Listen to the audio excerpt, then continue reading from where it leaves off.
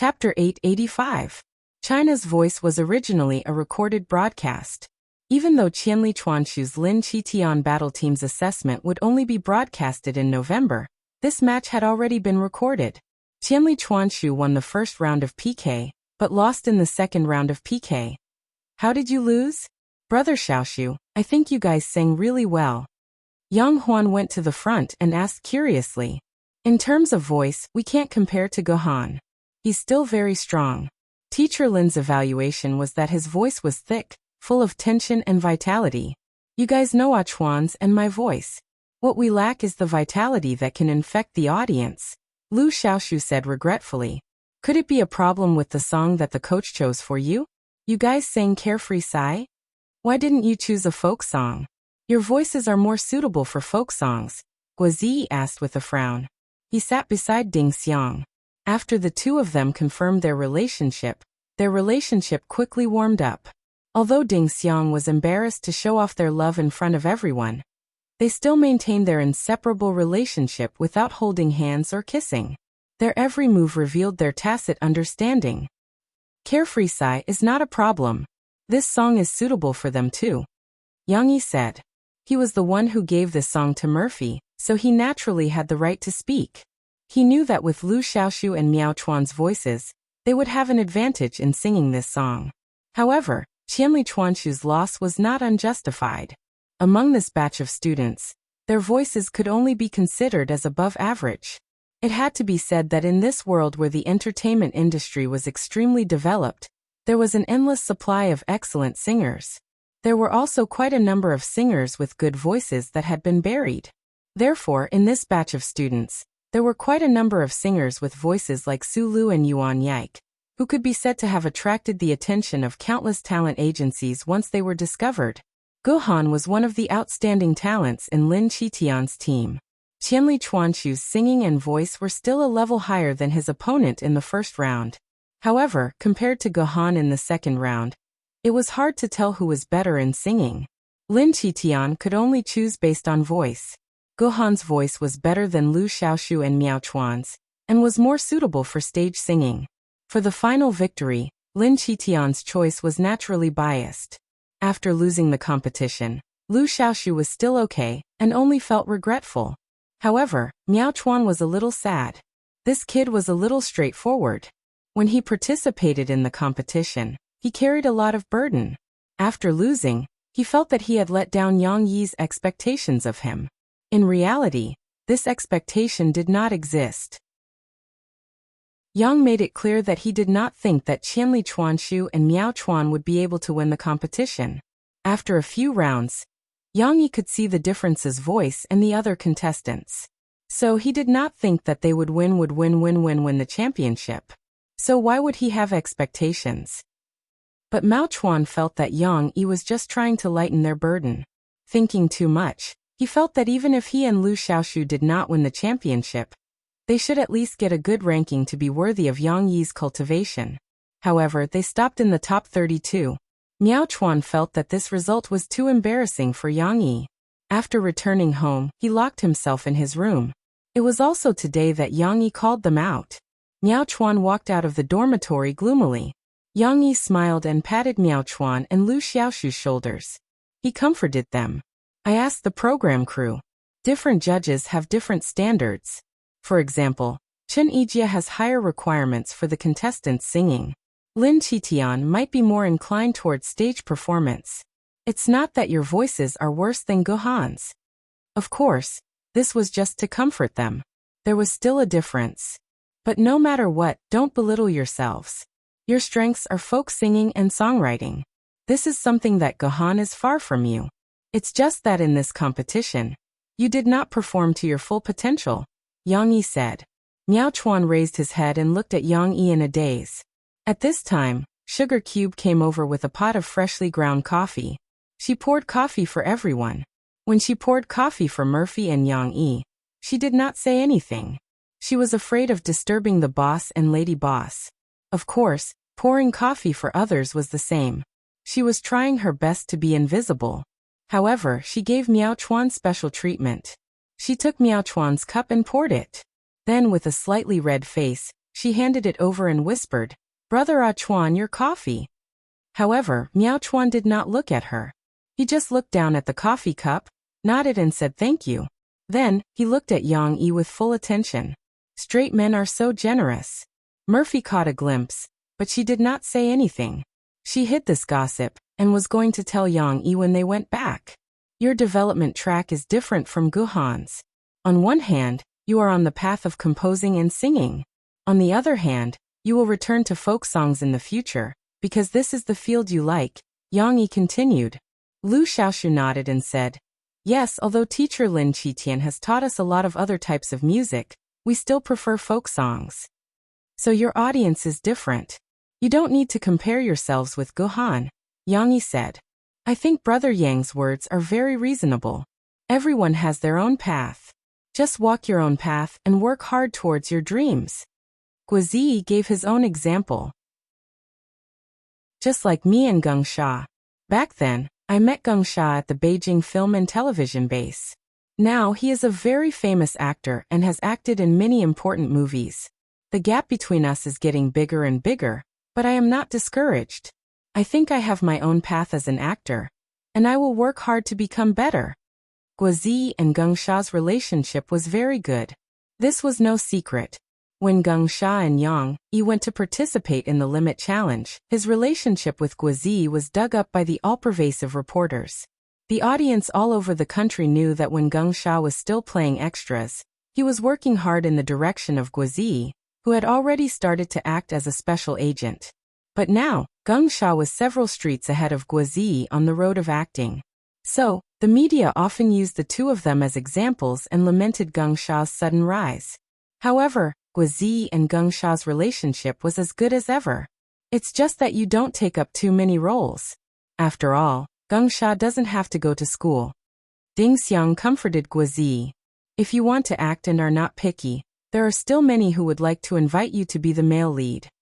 No, it's better to have some principles, Guizi said seriously. Always acting in lousy shows, the losses outweigh the gains. The two of them started to whisper to each other. That's true. Yang Yi continued to talk to Miao Chuan and Lu Xiaoshu. Moreover, China's voice is just a stage. Even if you win, it's only a temporary honor. It's not that easy to continue in the entertainment industry and become an A-list singer.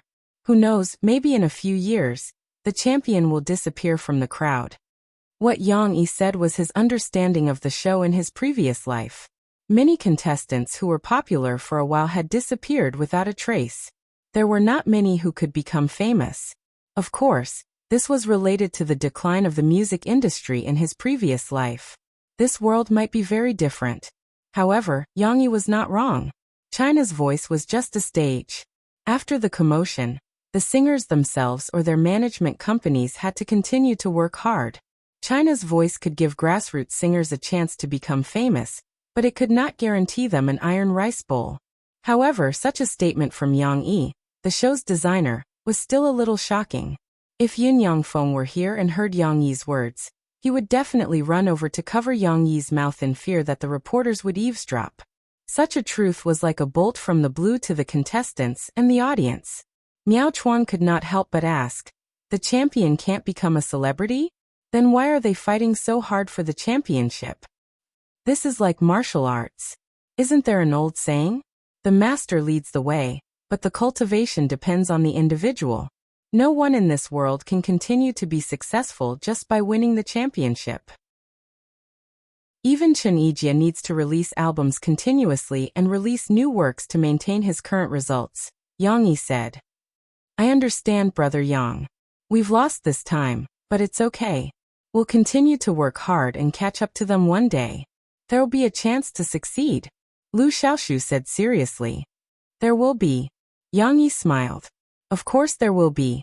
Qianli Chuanshu and the rest had 3 decent folk songs. Yang Yi would write 2 more for them and invite a few more from outside songwriters. There was no reason for such a record not to be popular. Chapter 886. The video of Shishi learning to sing in the water from her father was roughly edited by Yang Yi and uploaded by Murphy to microbroadcasting. In just 2 days, It was crazily reposted hundreds of thousands of times. The number of reposts was a little beyond Murphy's imagination. She was not an idol, and her fans were not young people who liked to repost and comment crazily. In addition, she had not appeared on camera for a year. Usually, she would occasionally post some photos of her life or her children.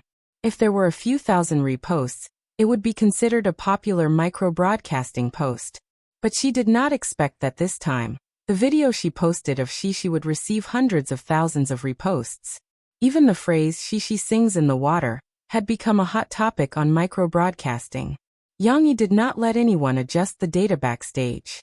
Such a situation could only happen because Shishi, who was singing in the video, was really too cute. Not good, but cute. Looking at the popular comments below from ordinary fans, one could see the clues. Oh my god, why is Shishi so cute? When you sing, especially when you pout, this old lady's maiden heart is about to melt. Ha ha ha, seeing Shishi sing until her voice breaks, I can't help but laugh out loud. No one will hit me, right? Under the popular comment above, many people said, I'm laughing with you, but I still have to hit you. How dare you laugh at our Shishi?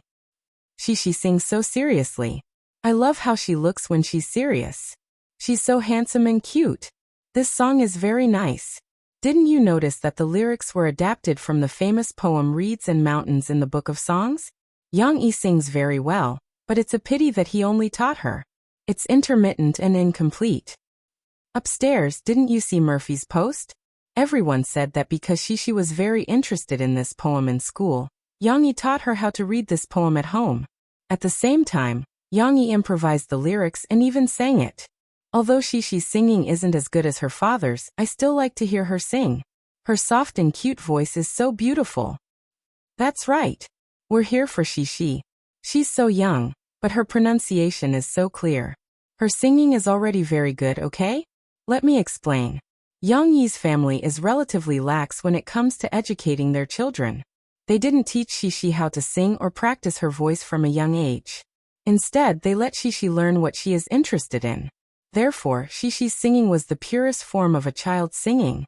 Those children who have been learning singing since they were young can indeed sing well, but they are not as natural and moving as Shishi.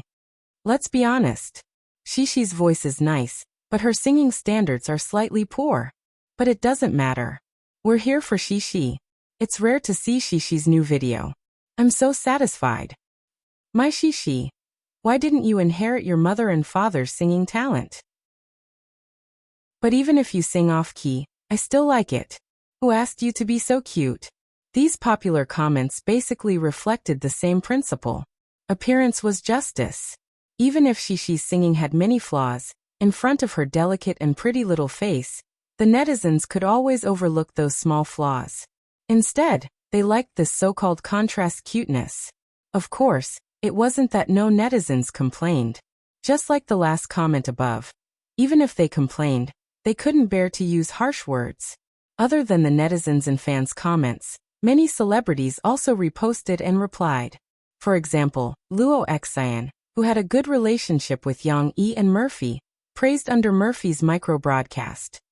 It's only been a few months since we last met, and Shishi has grown up a lot. After entering primary school, she seems to have become a big girl. Luo Xian's reply was only reposted by Murphy and commented, Thank you on behalf of Shishi, Auntie Luo, for your praise. Xinshin sis, when are you free? You're welcome to visit Jiangcheng. Shishi misses you so much. Of course, although this micro-broadcast wasn't as popular as the original micro-broadcast, there were still many fans who teased Murphy. Sister Goddess is still so straightforward. When replying to friends, treat them the same way you treat your guests. Be polite. It's normal. Murphy wasn't good at socializing in the past, but I heard that she's very nice in private. She's not cold at all. I was lucky enough to attend Murphy's first fan meeting when she was pregnant. You don't know how cute Murphy was at that time. She was nervous in front of us fans. But she's really nice and willing to communicate with us. Now that Chunchen is still young, it's understandable that Murphy doesn't attend as many business events as before. Murphy, hurry up and make a comeback. We can't wait. I promised to buy the album at the end of November.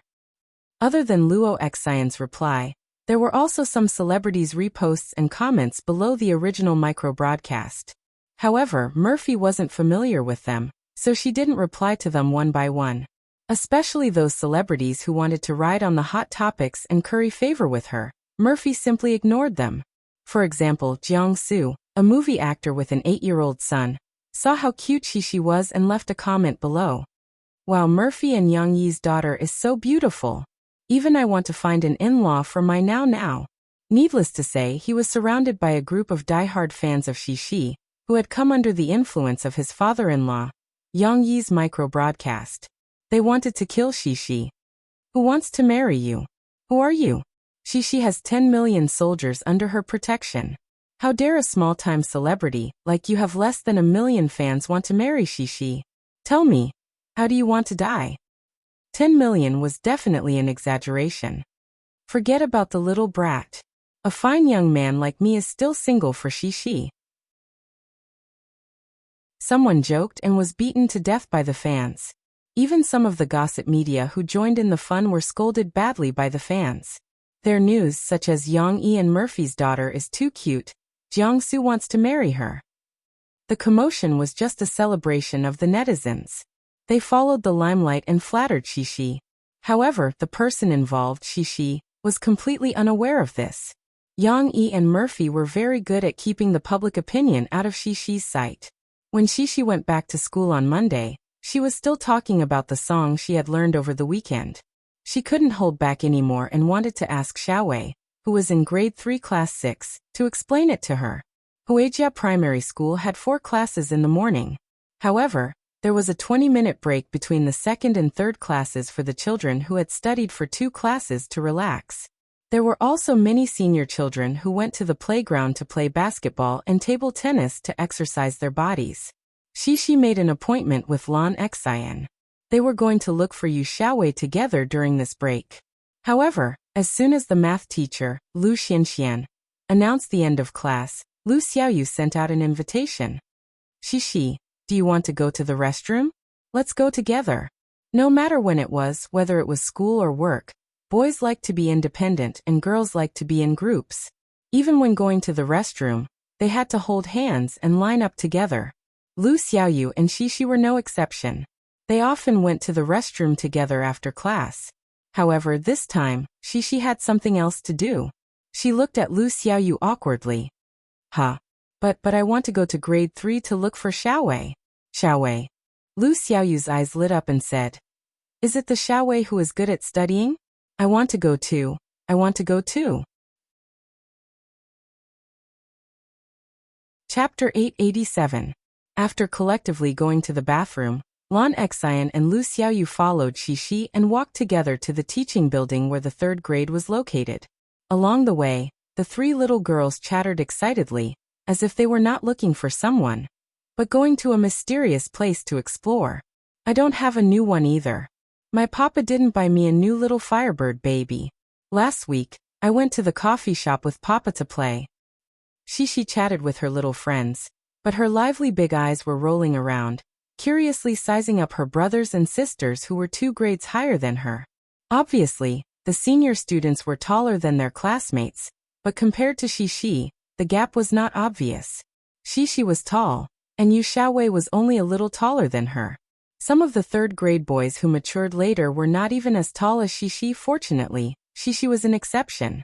Lan Xian and Lu Xiaoyu were more like rookies in the 1st grade. As they walked in the corridor, the boys who were playing around couldn't help but take a few glances at them. A few bored boys who were holding the stair railings or chatting while riding the stair railings also looked at them in unison, as if they were very curious about why Shi and the others were here. Cici felt that their gazes fell on her face more often than not. This feeling was not wrong. Who asked Shi to be so good-looking? Shi had 2 cute ponytails today, and her forehead was covered with soft bangs. Below was a beautiful face with delicate skin, and her eyes were like 2 black gems. Her skin was white and her lips were red even without makeup. She was loved by everyone on the internet, and flowers bloomed when they saw her. With such an appearance, how could she not attract the attention of these little boys? Although the little boys at this age had not yet reached the age of first awakening of love, everyone loved beauty. When they saw a beautiful little girl, they couldn't help but take a few more glances at her due to her natural attraction. This made Shishi a little shy, and she muttered in her heart, "Why aren't they looking at Xian Air and Little Fishy? Why are they looking at me?" As mentioned earlier, Huijia Primary School was not only strict with the entrance exam, but also strict with the selection of students. Furthermore, the school's discipline was also very strict. Fights and bullying between students were strictly prohibited. Generally, if they were caught, their parents would be called in for a light punishment, and if they were caught with a heavy punishment, they would be expelled. Therefore, Shishi had been in elementary school for more than a month now. Although she had seen her classmates quarrel and spar, it was only talk. It had never evolved to the point of physical violence. Moreover, whenever a quarrel broke out, the diligent acting class monitor, Chao Roland, would run to the teacher. However, the three obedient children, Shishi, Lan Xian, and Lu Xiaoyu, were frightened by the playfulness of the older big brothers. These shrimp-like little boys were each more reckless than the other, shouting and chasing each other like idiots. Even if they were just fooling around, it was still like fighting. It was a little scary to see them together. As a matter of fact, a little boy who had been watching them for a long time suddenly jumped in front of them when they were holding hands and looking for the third grade's class 6. "Hey, what are you doing?" This little boy with a kwok-fuching hairstyle, thick on both sides, 4-6 parting, shaped like a mushroom, shouted with his hands on his waist. Actually, he just wanted to ask. If it was possible, he wanted to show off his charm as a big brother and help these cute girls. However, little boys at this age did not know what was appropriate. As soon as he jumped out, he was like a bandit who blocked the road and robbed them.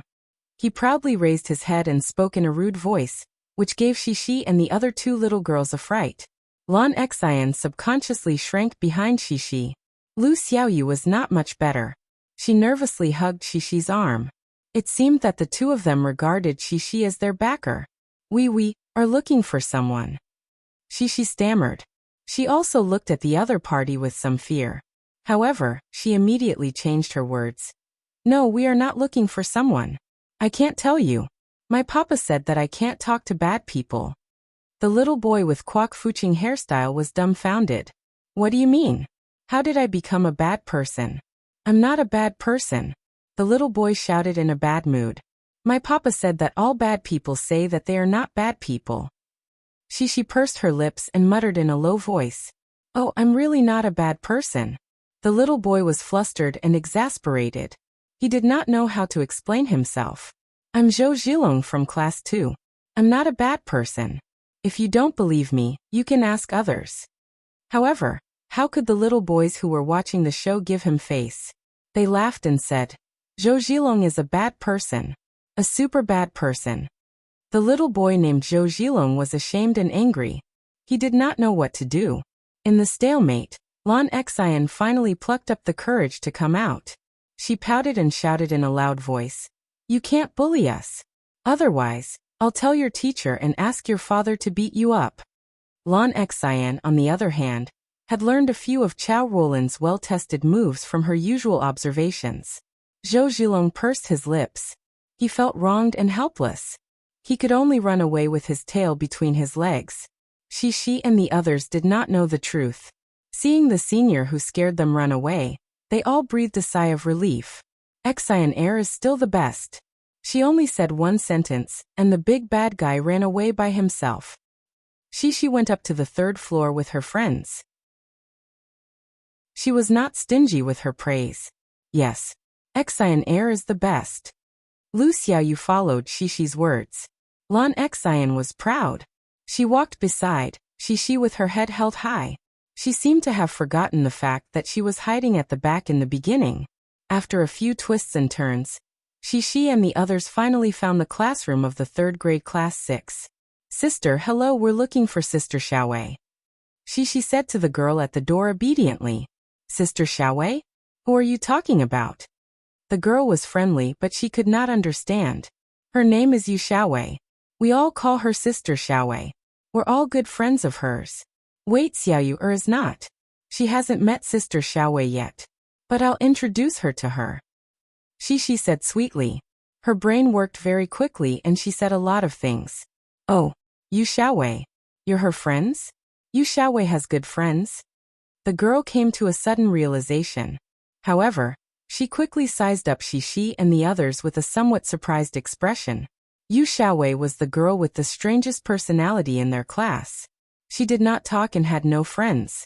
Naturally, no one was willing to sit with her.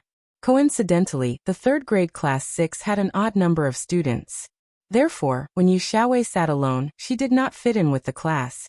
It was as if she had jumped out of the 3 realms and was not part of the 5 elements. Therefore, the girl almost did not remember this name. That's right. Cece didn't doubt him and answered seriously. Okay, I'll call her out. The girl was still very friendly and said straightforwardly. Chapter 888. Yu Xiaowei could be considered as an invisible person in the class. Her seat was in the 4th row near the wall. During the break between classes, she would just sit there quietly and read a book or do the homework that the teacher gave her in advance. She turned a deaf ear to the students in the class who were chasing and playing around. She even turned a deaf ear to the noise around her. Today was the same. During recess, Yu Xiaowei went to the bathroom alone. After she came back, she quietly read the language textbook and silently recited the passage that the teacher asked her to memorize. Take a look at the steep stone steps. The chains on the sides of the stone steps seem to have come from the heavens. It makes one shudder. While muttering softly, Yu Xiaowei copied the unfamiliar words that she had just learned from the lesson on a piece of draft paper. Steep chain tremble. Yu Xiaowei's handwriting was neatly written in the square. It was obvious that she had carefully transcribed each stroke of the handwriting. Chan tremble. Yu Xiaowei was engrossed in studying when a clear voice suddenly rang in her ears. Yu Xiaowei. If it was anything else, Yu Xiaowei wouldn't have paid attention. However, the other party was calling her name. Yu Xiaowei reacted and turned her head to look at the person in confusion. The person who called her was the science class representative, Lu Shu. She was a very warm-hearted girl. Lu Shu saw Yu Xiaowei looking over and said, Yu Xiaowei, there are a few people outside looking for you. They are first-grade girls. Yu Xiaowei was stunned for a moment. 2 figures that she had a deep impression of appeared in her mind. Was it them?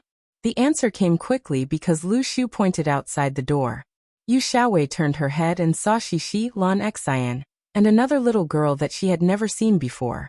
They were curiously looking around. Xi's eyes met with Yu Xiaowei's and she immediately revealed a happy smile. She even reached out and waved at her. Yu Xiaowei didn't expect that Xi and the others would come looking for her. Now that she saw them, she panicked a little, because last Friday night, she had dreamt of Xi and Lan Xian, 2 talkative girls, but that was just a nightmare. In Yu Xiaowei's dream, Xi and Lan Xian talked a lot in front of her. But for some reason, Yu Xiaowei didn't know what to say. Maybe it was because she couldn't hear what Xi and Lan Xian were talking about in her dream. Later, because she did not respond, Xi and Lan Xian were extremely disappointed and turned to leave. Yu Xiaowei didn't know how to persuade him to stay.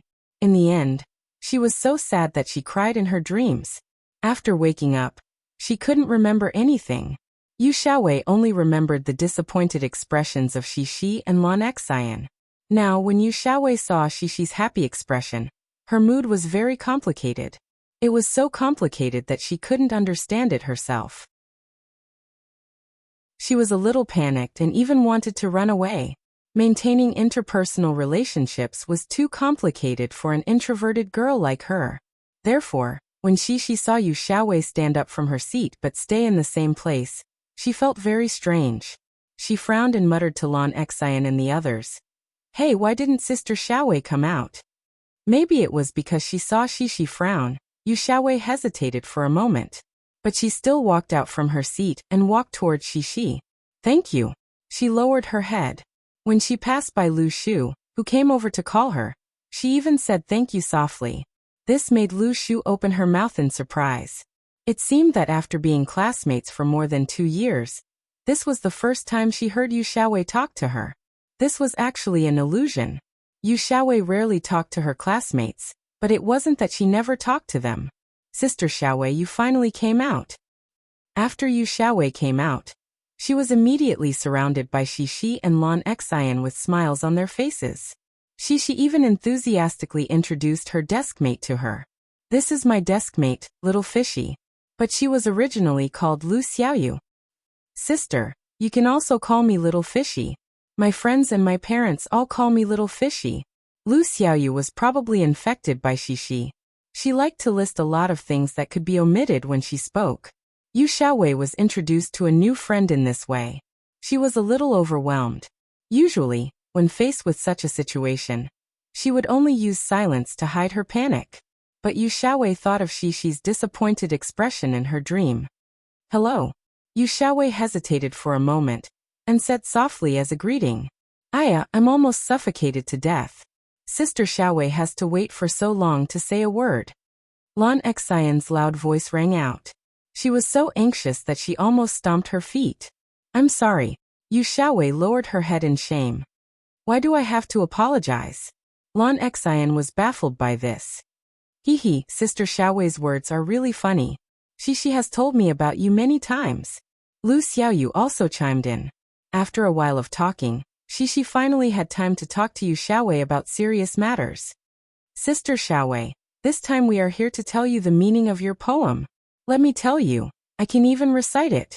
Shishi puffed out her small chest and looked at Yu Xiaowei eagerly. Her eyes seemed to be saying, quickly test me. I can really recite it. However, Yu Xiaowei couldn't understand Shishi's eyes and didn't know how to cooperate. She also looked at Shishi eagerly, waiting for Shishi to explain the meaning to her. Luckily, without Yu Xiaowei, Lan Xian wasn't interested. Wasn't there still Lu Xiaoyu who loved to join in the fun? Lu Xiaoyu clapped her small hands and said happily, Shishi, what are you talking about? Can I have a listen? Of course. Sisi was overjoyed. Giggling, she began to recite the poem in her clear and sweet voice. The reeds and reeds are green, and the white dew is frost. Shishi's recitation relied on her strong memory. Her father talked to her for a whole night, and Shishi memorized it. However, her recitation didn't have any skills. However, what was interesting was that when Yu Xiaowei listened to Shishi reciting the poem, she couldn't help but recite it in a low voice. Tracing back the reeds, the road is long and difficult. The two girls recited at the same time. As they recited, they looked at each other. Shishi's smiling eyes curved. Yu Xiaowei seemed to be infected by her happy mood, and couldn't help but show a happy expression. Reciting alone was lonely. Yu Xiaowei liked the feeling of reciting with Shishi. So amazing. Lu Xiaoyu looked at them in surprise and didn't forget to support them. I think big sister Xiaowei is better. She's really good at studying. Lan Xian murmured. After Shishi finished reciting, she nodded and said, Sister Xiaowei is better. Sister Xiaowei, can I learn from you? Can you teach me how to recite it? Yu Xiaowei was a little dizzy now. Her mood was like the fields in early spring, especially cheerful and comfortable. At this moment, she didn't remain silent. She nodded and whispered, Yes. The girls chattered for a while. Shishi even sang a song to Yu Xiaowei, and explained the meaning of the poem. When it was close to class, they left reluctantly. Sister Xiaowei, next time when we are free, we will come and play with you. Shishi brought her friends and said to Yu Xiaowei. Yu Xiaowei had a happy smile on her face. Although she didn't show much excitement, she still clenched her small fists and nodded gently. They didn't leave disappointed. Yu Xiaowei stared blankly at the backs of Shishi and the others who were talking and laughing as they went downstairs. Her heart was filled with joy. It felt good to have friends. They didn't despise her just because she didn't know how to speak. Yu Xiaowei didn't know that on the way back, Shishi and the others were also talking about her. So a senior sister is also willing to play with us. Lu Xiaoyu said. That's right. I told you Sister Xiaowei is a good person. Shishi said while jumping up and down. She was the happiest. The performance that she wanted to do was satisfied. But she still doesn't speak much. Lan Xian wasn't interested in the poem, so she saw it more clearly. A lot. Sister Xiaowei said a lot of things. Lu Xiaoyu said, still unsatisfied. She was confused. She mixed up Yu Xiaowei's recitation of the poem with Shishi and the others' words. Sister Xiaowei speaks more than before. In the future, she will also speak more. She didn't take it to heart. She swung her 2 ponytails and said happily. Chapter 889. In late October, Chun Ijia, who was making great strides in the mainland's music industry, encountered a very troublesome public opinion crisis.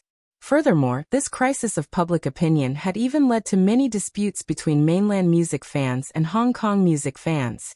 There were even small-scale arguments on the internet.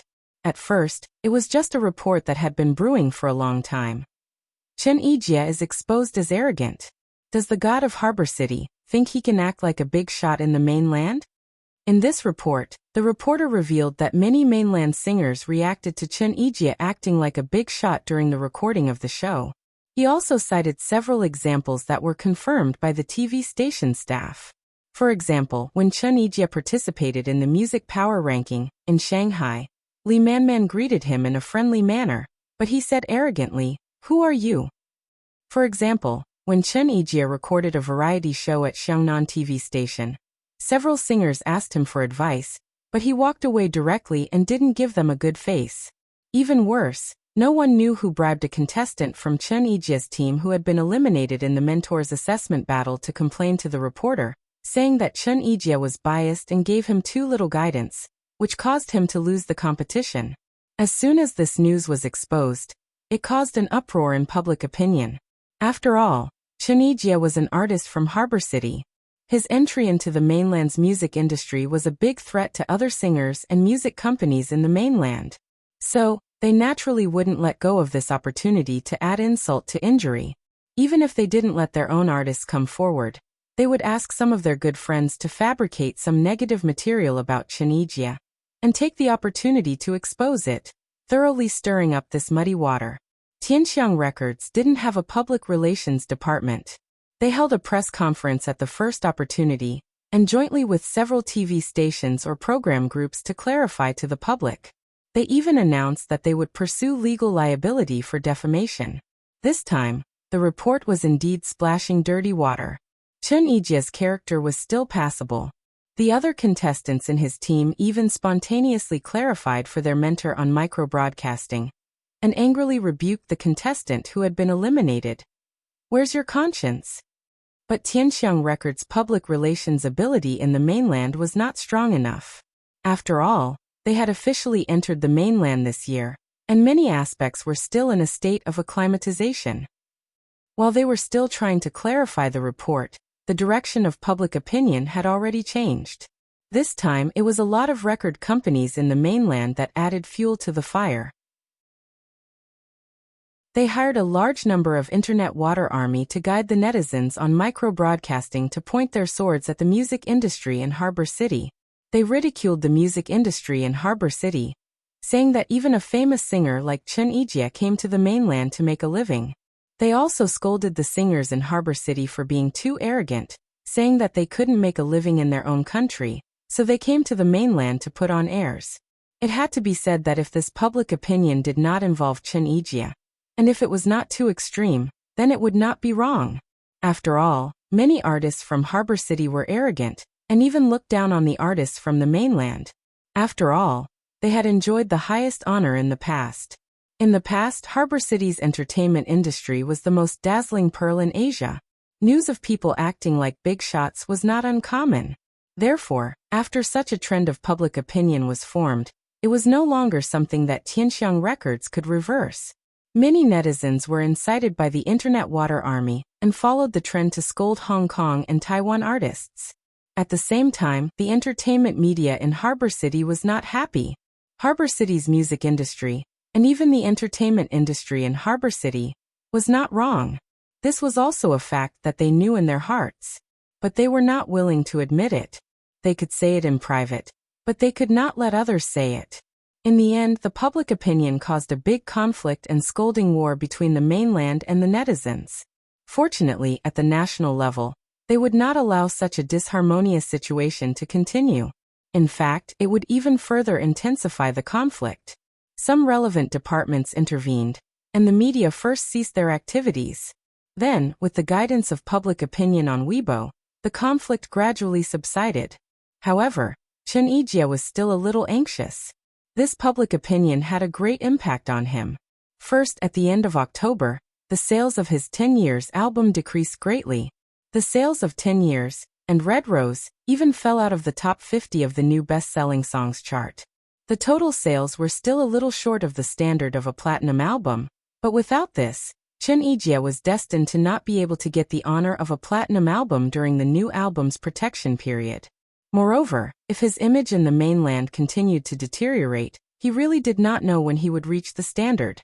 Secondly, Chen Yijie was not well liked in Harbor City's music industry. Originally, when he entered the mainland's Mandarin music industry, Tianxiang Records tried to keep a low profile in Harbor City and almost did not promote this album. After all, Chen Yijie did not release a Cantonese album but a Mandarin album, which would still cause a lot of controversy. But after this incident, Tianxiang Records could no longer keep a low profile. No matter how big their business was, they could not stop so many Harbor City media from criticizing Chen Yijie. "Eason, is the mainland's music industry so good? Didn't you say that you love Harbor City and will never leave it? I'm so disappointed. Eason's new album does not have a single Cantonese song. Have you completely abandoned your Harbor City fans?" There were even some old-school Harbor City artists who denounced Chen Yijie on TV programs, saying that he was a deserter who did not consider how to save Harbor City's music industry. He actually took the lead to run away before Harbor City's music industry collapsed. The building was about to collapse, and everyone was in danger. Choosing to develop in the mainland, Chen Yijie did not do anything wrong. There were even many Harbor City artists who had the same idea. Not to mention, they used to be very envious of Chen Yijie for being able to join a popular show like China's The Voice. But now that Chen Yijie was facing a crisis of public opinion, they would not come out to support Chen Yijie. They would only remain silent and even secretly rejoice. What was the point of scolding? After the scolding, would Harbor City's music industry return to its peak? That was impossible. Those who should run would still run away. But with Chen Yijie taking the blame, the amount of scolding they would receive would definitely be much less. In the end, Tianxiang Records and Chen Yijie chose not to respond. They avoided the limelight and waited for the wave of public opinion to subside. Of course, Chen Yijie's work for the next few months still needed to be adjusted. There was no way around the loss of some endorsements. However, Chen Yijie's nationwide concert tour from January next year did not change the dates. The tickets for the first concert in Beijing were sold out despite the crisis of public opinion. There were still quite a lot of people who understood the situation. Even in the mainland, those who scolded Chen Yijie were mostly keyboard warriors online. Chen Yijie did not have many fans. Those fans who liked to listen to Chen Yijie's singing could also understand what kind of person Chen Yijie was. Not to mention anything else, as long as one seriously watched China's The Voice, they would have seen Chen Yijie's patient comments. Whether it was a singer from his own team, or even a singer who did not get chosen in the blind auditions, Chen Yijie would give his comments and suggestions to help him improve. The audience even joked that Chen Yijie was an honest and straightforward man. There were some bitter words that others did not like to hear, but he still said them. Under Chen Yijie's microblog, his fans were also trying their best to explain and clarify the situation to those who came over to watch the show, or those who came over to scold him. This made Chen Yijie very touched. This matter did not seem to have anything to do with Yang Yi. Chen Yijie's Tianxiang Records was bigger than Yang Yi's, so he could not help much. But using this matter, LVU made a breakthrough discovery. "Hello, is this President Mo? I'm Xiao LV. Yes, was I. Let me tell you, I've found the person you asked me to look for." LVU called Mo Xiaoan and asked her out for a chat. Chapter 890. Not long after Yang Yi arrived in the United States during the summer vacation, some netizens appeared in China who used the beating up reporters incident to maliciously smear Yang Yi and Mo Fei's reputation. Mo Xiaoan asked LVU to help investigate the source behind the scenes. Note 1. However, because the other party did not make a move and did not reveal any flaws, LVU's investigation had not been able to make progress. Yesterday, Xiao Lu asked me out and gave me a document. After Mo Xiaowan came back, she reported to Yang Yi. He found out that the person who discredited Chen Yijie, the first report that said Chen Yijie was arrogant, was the same group of people who discredited you before. How do you know it's the same group of people? Yang Yi asked with interest. LVU has a relationship with the financier behind it, so he can confirm this. Mo Xiaowan smiled mysteriously and said, "Guess who did it?" "Who?" Yang Yi was helpless. "Don't keep me in suspense. If I could guess it, why would I wait until now to tell me? It's Chuhan Management Company who paid for it, but it's Li Man who went against us. Chuhan Management Company is her backer." Mo Xiaowan said. "Li Man?" Yang Yi was a little surprised. Isn't she the artist who was framed in that report? For this reason, Li Man also clarified for Chen Yijie on her micro-broadcasting, saying that Chen Yijie was not unreasonable and casually condemned the person who distorted the facts. Of course, Li Man was not so kind. In the end, she seemed to be very friendly and teased him, saying that Chen Yijie really did not know her, a small star, and carefully asked her name. She estimated that this paragraph was misunderstood. Obviously, this clarification micro-broadcasting did not have the effect of clarifying. Later, Li Man's fans crazily fought for their idol. "Who are you, Chen Yijie? You don't even know our Li Man. Aren't you too arrogant?" Mo Xiaowan told Yang Yi that people could also sing a double act. This time, Li Man exposed a flaw. After Lu Yu found out that the financier behind the Water Army was Chu Han's management company, he didn't stop immediately. Instead, he found the member of Chen Yijie's team who was bribed. Since this person could betray Chen Yijie for money, he could also betray the person behind him for money. However, the person who bribed him wasn't some mysterious person, but Li Man's manager, Ichi. When Lu Yu investigated Ichi, he naturally found out that it was Li Man's idea. When Yang Yi and Mo Xiaowan heard this, they both lamented Li Man's carelessness. But they didn't know that a lot of Li Man's things were arranged through Ichi. She didn't have many people she could trust. Although Ichi wasn't as close to her as she appeared to be, Ichi was tied to Li Man's boat. They were bound together for good or ill. In comparison, Ichi was more trustworthy.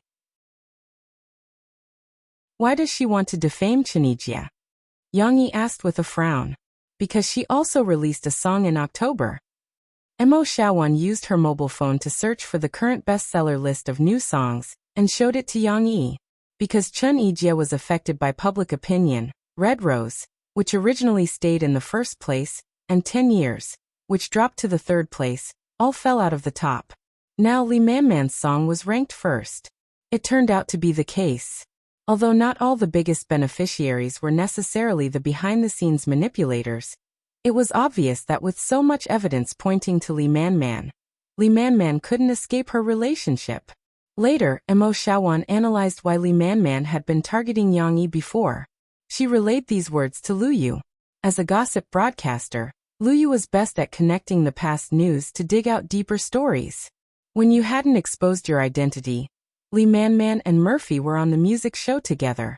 She was originally in the center position, but in the end, Murphy stole the limelight with a song, Coming Across the Ocean to See You. Later, she asked you for a song, but you didn't respond. Mo Xiaowan said. Yang Yi also remembered this, but whether it was at that time or now, Yang Yi didn't put Li Man, who didn't sing well, in his eyes. What's more, she wasn't related to him, so naturally, he wouldn't write a song for her. It was worth mentioning that this matter was also brought up by Lu Yu. 2 years ago, Li Man participated in a variety show and talked about it. Later, my sister released an album, and it happened to collide with Li Man. The news was all about my sister. Li Man's dream of a platinum album was shattered. It is estimated that she officially hated you at that time. Lu Yu's judgment was not completely accurate, but it wasn't far off.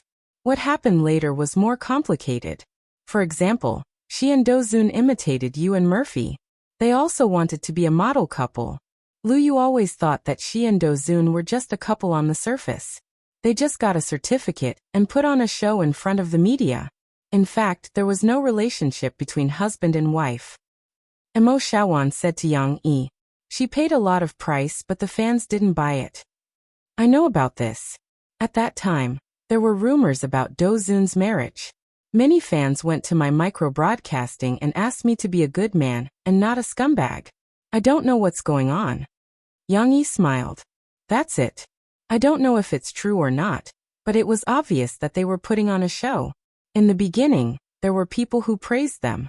Later, her fans began to dislike Do Zun. This model couple was left unsettled. I don't know if they divorced. Mo Xiaowan said. Not only that, Mo Xiaowan also gave Yang Yi examples of Li Manman racking her brains to imitate Murphy and take advantage of Yang Yi and Murphy's popularity, such as following the trend, singing military songs, participating in variety shows. Mo Xiaowan didn't know that Li Manman didn't participate in the variety show to follow Yang Yi's trend at all. Li Manman accepted Yi Qi's suggestion and changed her strategy. She didn't want to do the model couple gimmick. She wanted to earn a lot of popularity through the program, High Energy Challenge, and release a new album. It could be said that the preparation for High Energy Challenge and the Limit Challenge were carried out almost at the same time. But who would have thought that the energy that erupted from the Limit Challenge was so heaven-defying that the veteran outdoor reality show, High Energy Challenge, was suppressed to the point that not many people watched it. Li Manman's efforts were once again, indirectly, wasted because of Yang Yi. He was simply her nemesis. How could the proud and arrogant Li Manman not bear a grudge against Yang Yi and Murphy? Of course, regardless of whether LVU's speculation was accurate or not, Li Manman could already be identified as the mastermind behind Yang Yi's defamation. As for how to deal with it now, Mo Xiaowan had to listen to Yang Yi's opinion. After Yang Yi heard it, he touched his chin and pondered. He definitely had to deal with it. Yang Yi had now integrated into the life of an ordinary person, and no longer sought revenge for the smallest grievance. But this didn't mean that he was weak and could be bullied. Yang Yi couldn't turn a blind eye to such a fly that buzzed in his ear whenever something happened. He couldn't be like Tang Sanzang. He couldn't be bullied all the time and still be tolerant of others. To beat a snake, you have to hit its weak spot. Either hit its weak spot or don't beat the grass and alert the snake. If we don't get rid of her once and for all, there may be more trouble in the future. Yang Yi said to Mo Xiaowan. Let LVU continue to help collect information on this Li Manman. Provide him with funds and keep an eye on Li Manman. If there isn't any decisive material, we will hold back and be on guard against her. If we can find out, give it to Tianxiang Records. I guess president who hates this Li Manman more than we do.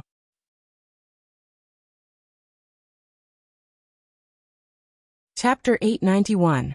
Although Li Manman was troublesome, Yang Yi didn't care too much about it. After handing it over to others to deal with, he put her behind his mind.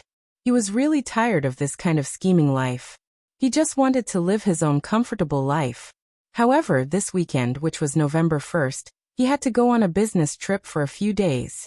Previously, Lan Zhaokai had helped him obtain the lease of the training island.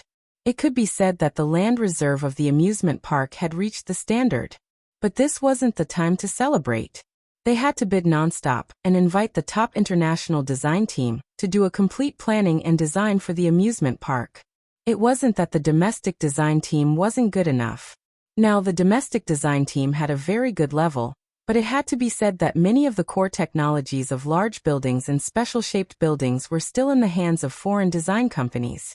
So many times, the domestic design team couldn't compete with the top international design companies in the design of large buildings and special-shaped buildings.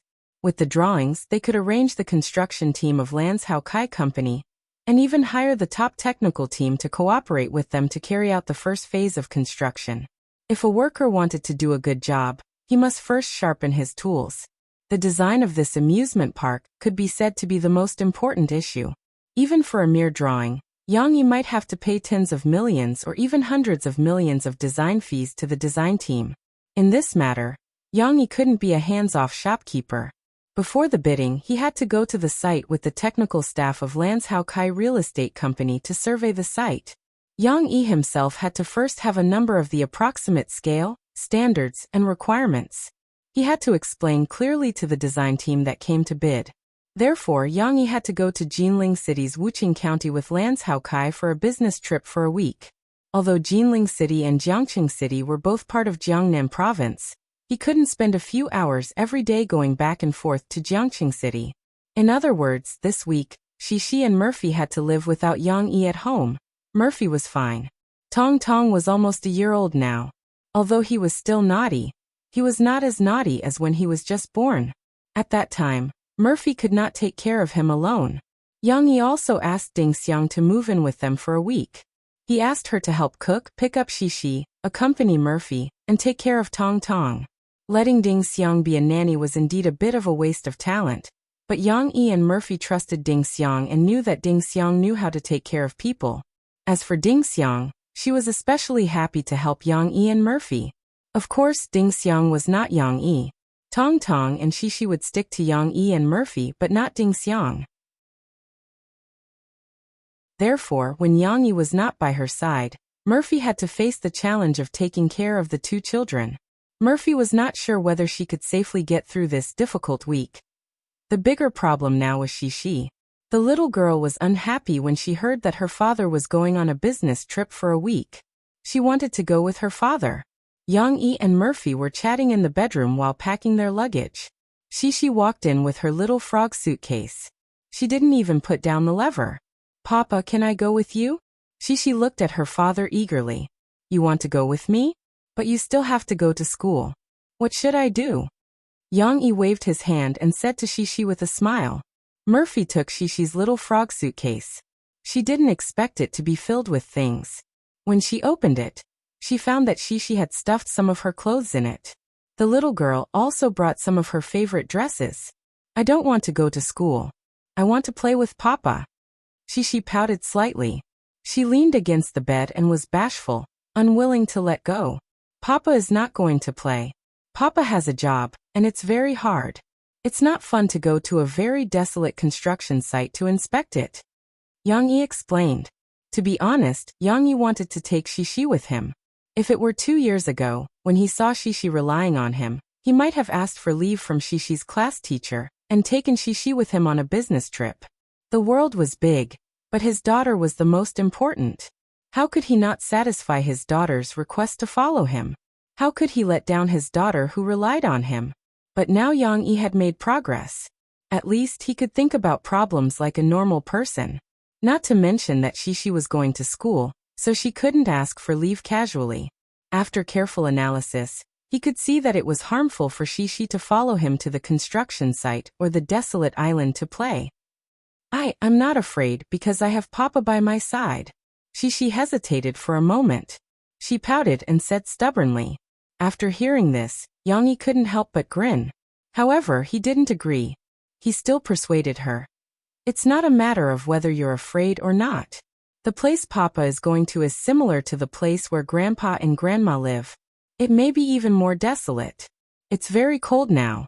If you follow Papa around, your face will be wrinkled by the cold wind. It won't look good." For this reason, Yang Yi specially took out his mobile phone and found 2 pictures of women riding to the border. He showed them to Xixi. One was fresh, and the other was unkempt. The contrast was sharp. This trick was indeed effective on Cici. The young lady who loved to look pretty started to hesitate. "Will I really become ugly?" Xixi looked at her father suspiciously. "Yes, Papa won't lie to you. When you get up in the morning, you see how strong the wind is outside, right?" Yang Yi said with a smile. Cici grabbed the hem of her clothes.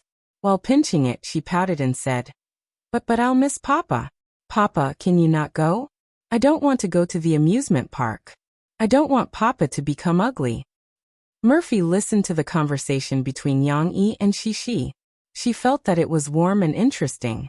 She happily interjected and said, "If Papa becomes ugly like in the pictures, will you still want Papa?" "I want Papa. I will always love Papa. But I don't want him to become ugly. If Papa doesn't go, Papa won't become ugly." Xixi became anxious.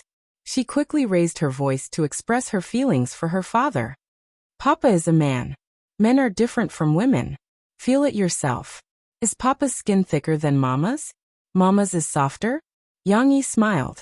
When he saw Xixi nodding, he continued, "So Papa isn't afraid of being blown by the wind. Look at Xionaire's father. He went so many times and didn't become ugly, right? Shishi blinked and said, Uncle Lon became fat. You don't have to worry about that. Papa won't become fat. Yang Yi didn't know whether to laugh or cry. They were having a good conversation, but he was messed up by Shishi.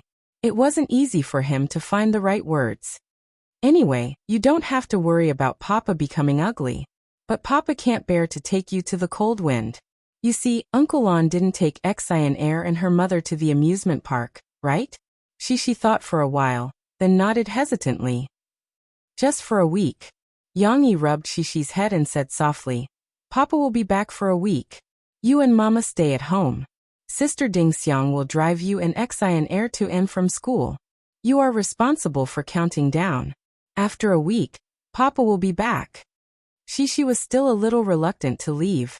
She hugged her father's leg and mumbled, I will miss Papa a lot. Papa will miss you too. Yang Yi squatted down and hugged the little girl's soft body. He said softly, when you finish your homework in the evening, Papa will video call you and ask you about today's situation, okay? A week will pass in the blink of an eye. Then I want to see if Papa became ugly. Papa can't become ugly. Shishi hugged her father's neck and shook her little butt in his arms. She was very dependent on him. Yang Yi and Murphy looked at each other, not knowing whether to laugh or cry. He really didn't understand Shishi's brain circuit. Why did she think of this again? However, Shishi finally accepted Yang Yi's arrangement.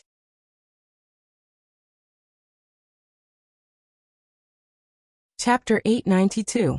Early in the morning, it was drizzling outside the window. The sound of dripping could be heard from the balcony.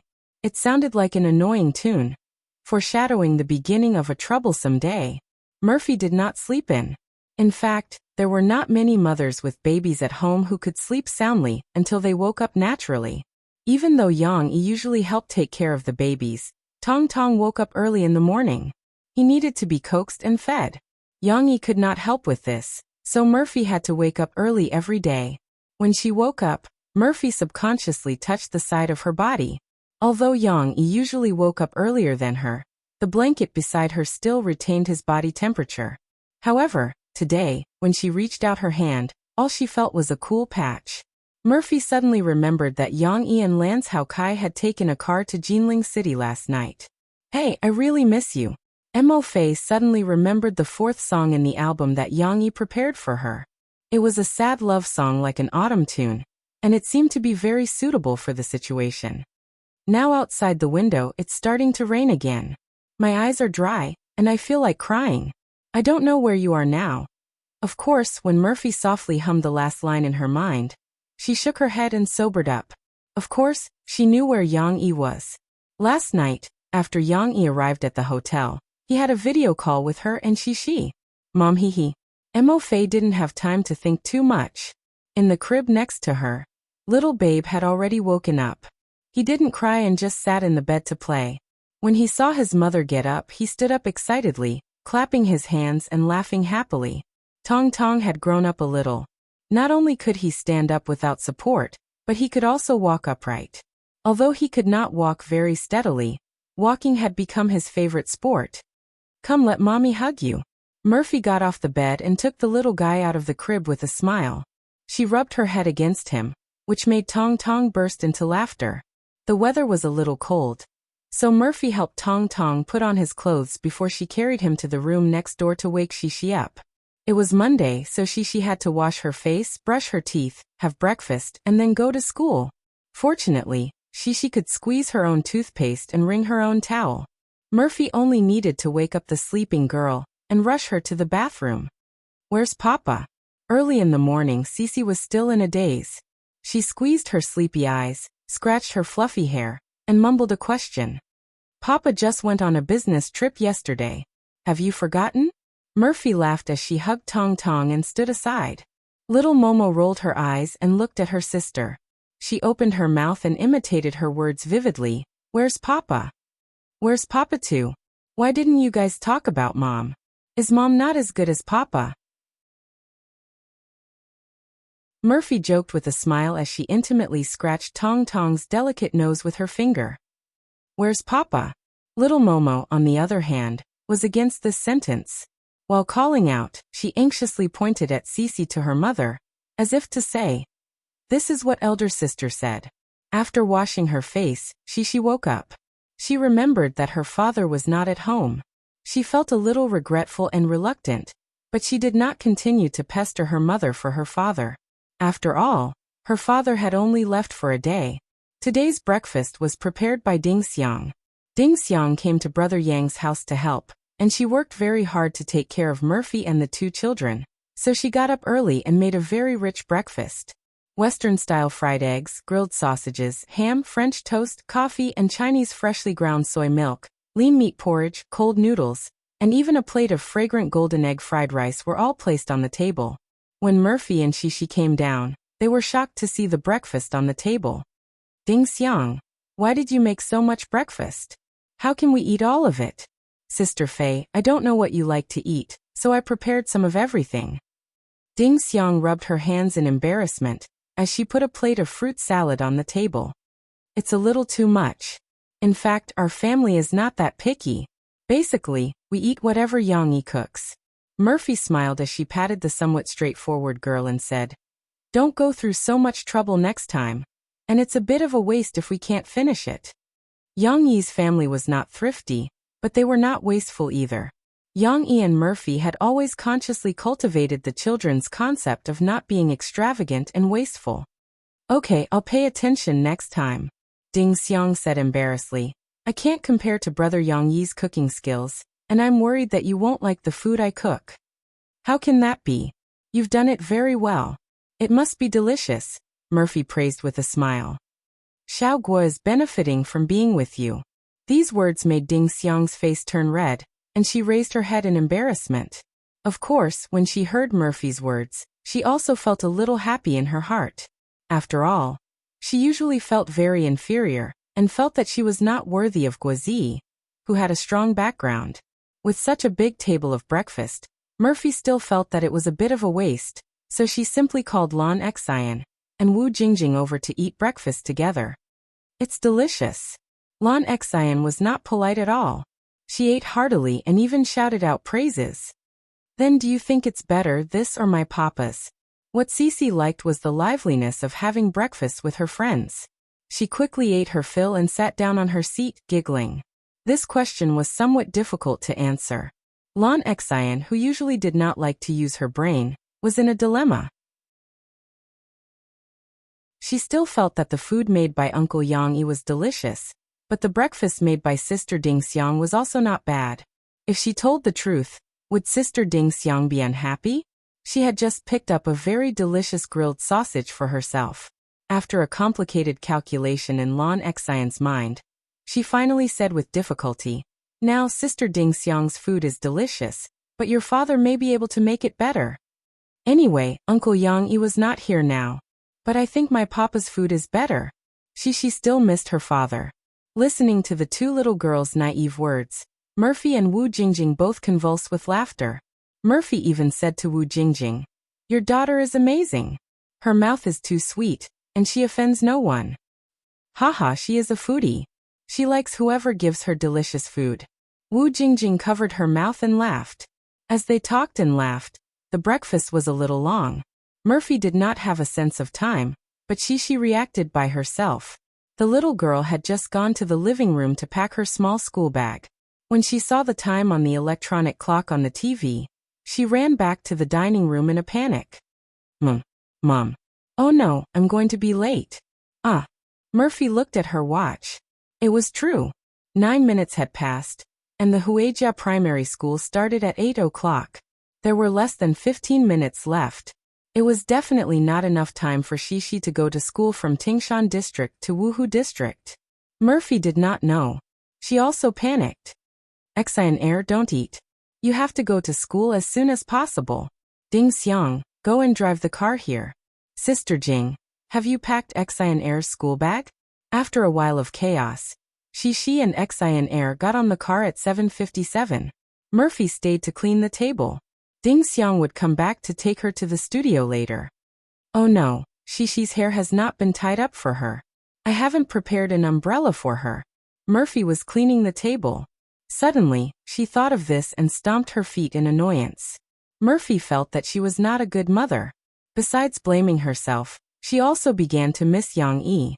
Usually, Yang Yi was the one who arranged all these things for her properly. Now, Yang Yi had left for less than a day, but Murphy began to feel that many things were in a mess. Of course, Mo Fei's life was not too bad in the past. It was just that unknowingly, after getting married, she could no longer live without this man in her life. "Honey, when will you come back?" Murphy looked at the gloomy sky outside the window and thought to herself.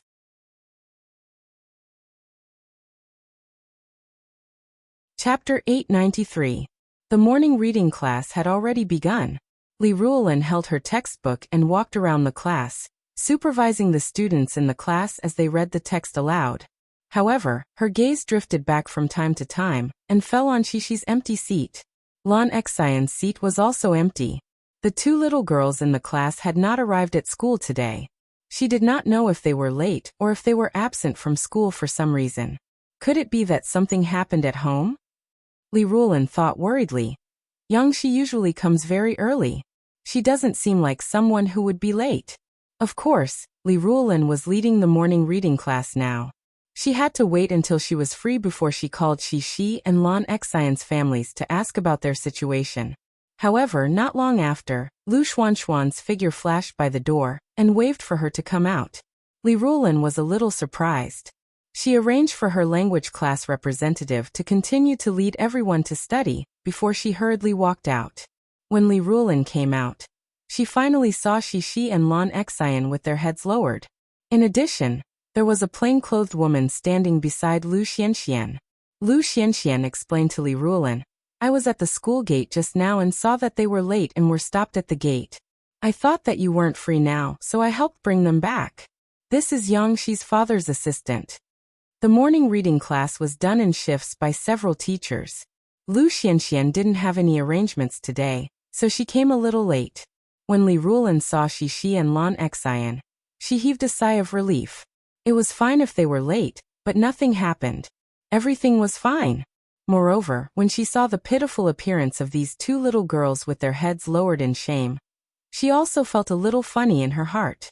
They were really obedient girls. They didn't even need to be taught that it was wrong to be late. At this moment, the woman standing with Lu Xianxian said, "Hello, Teacher Li. I'm Brother Yang Yi's assistant. You can call me Ding Xiang.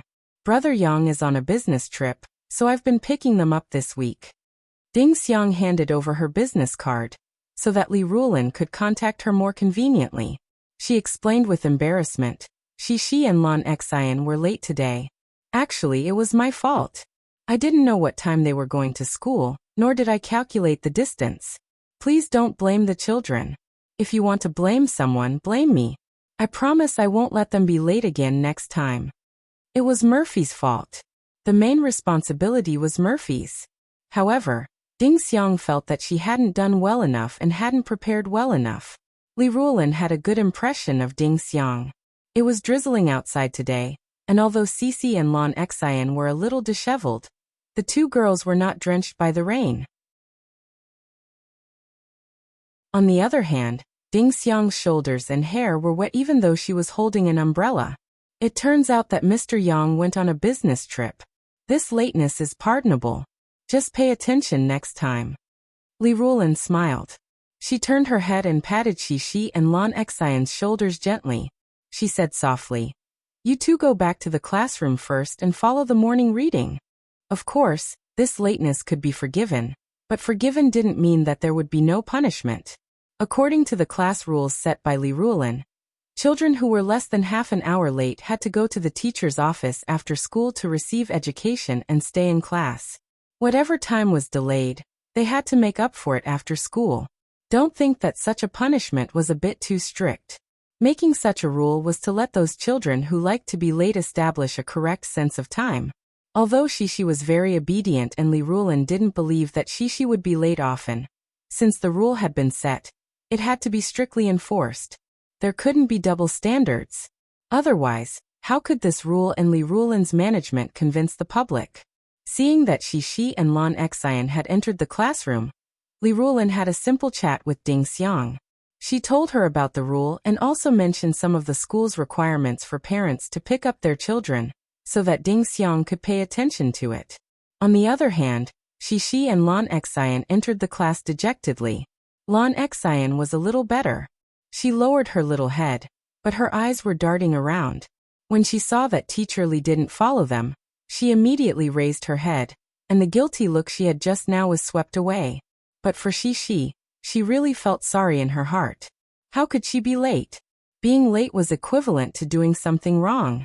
The little girl blamed herself so much that she forgot to say goodbye to Sister Ding Xiang and apologized to the teacher. Just now, she kept her head down, afraid that the teacher would scold her. When Cece returned to her seat, Lu Xiaoyu, who was pretending to be reading a book, actually couldn't hold herself back any longer. She glanced outside the door, turned her little head, and said excitedly in a low voice, "Cece, you're here. I thought you wouldn't come to school today. I'm late. My mom didn't look at the time, and my papa isn't at home." Xixi pouted and complained to her deskmate. Lu Xiaoyu's attention fell on the uncle who could cook delicious food. She asked curiously, "Your father isn't at home? Where did he go?" "My papa is on a business trip. He's with Xian's papa," Xixi said. Lu Xiaoyu knew that Lan Xian's father would be on a business trip. When she went to Xixi's house to play last time, she also went to Lan Xian's house. At that time, Lan Haokai was not at home. "Oh, my father doesn't seem to be on a business trip. But sometimes he goes to work at night." Lu Xiaoyu tilted her head and thought for a while. Lu Kong was a traffic policeman, so he didn't have many opportunities to go on a business trip. Of course, it was still during the morning reading class, so Xixi and Lu Xiaoyu didn't dare to talk too much. After Xixi sat down, she took out her Chinese textbook and read seriously with the class representative. Lu Xiaoyu's energy wasn't as focused as Cece's. While she was mindlessly reading along, her eyes darted left and right. Soon she found something new. "Hey Xixi, your hair is so messy. Didn't you tie it up?" Lu Xiaoyu whispered again. Xixi did come a little late. While Lu Xiaoyu was talking, the bell for the end of the morning reading class rang. The children all dropped their textbooks with relief. The naughty boys even jumped up and shouted with their good friends. Almost in an instant, the classroom changed from the neat and orderly reading sound to a mess of talking and noise. Xixi heard Lu Xiaoyu's question. At this time, she also noticed the problem. She grabbed her hair in surprise. It was really messy. If it were other girls such as Lan Xian, she could casually grab her hair, and the day would pass easily. However, Xixi couldn't do that. Her hair was too long and thick. If she didn't tie it up, it would look as if she had just taken a shower and dried her hair. It would be messy and ugly. "What should I do?" Xixi asked her deskmate for help. "My mom forgot to tie my hair." "It's okay, I still have a headband." Lu Xiaoyu enthusiastically opened her pencil case and took out 2 thick headbands. She said, "Look, there's a strawberry one and a small apple one. Which one do you like? I'll tie it up for you." "Hee hee, little you are, you're so nice." Xixi's worry turned into joy. She smiled sweetly and picked the headband with a small strawberry pendant. Tying hair was a necessary skill for a girl. Although Xixi's hair was tied by her father or mother, and Xixi also knew how to tie her hair, the little girl's hair was a little long. She did need help. Xixi turned her back to Lu Xiaoyu. Lu Xiaoyu skillfully gathered Xixi's hair and tied it into a ball. Then she put the headband on, folded it, and tied the hair again. Just like that, a simple ponytail was done. Don't think it was simple. It was already very good for a 6-year-old girl to be able to do this. Lu Xiaoyu didn't know how to do complicated hair. "You've become prettier." Lu Xiaoyu looked very satisfied. She patted Xixi's back and said to Xixi. Xixi grabbed her hair. The little girl's hair was soft and long. She could pull the ponytail to the front of her body. She wasn't picky. She turned her head and smiled happily with her friends.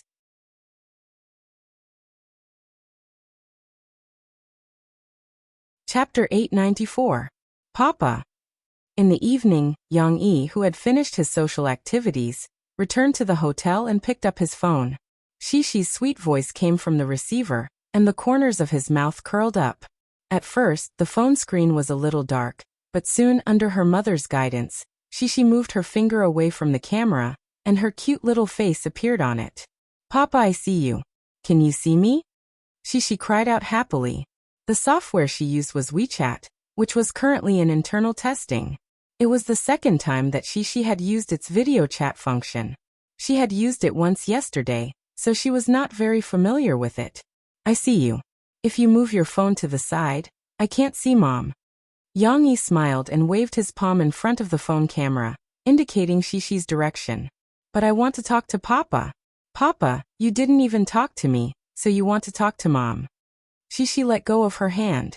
Murphy must have put the phone on the shelf, so the picture was a little shaky. Only Shishi's complaining voice could be heard. Before Yang Yi could answer, Murphy's dissatisfied voice was heard. Hey Yang Yi, are you the only one chatting with your papa? I haven't seen my husband for a day. Am I not allowed to chat with him? The picture was fixed. Yang Yi saw Murphy and Shishi poking and pointing at each other and giggling nonstop. They were just joking. Shishi seemed to have grasped her mother's weakness of being jealous.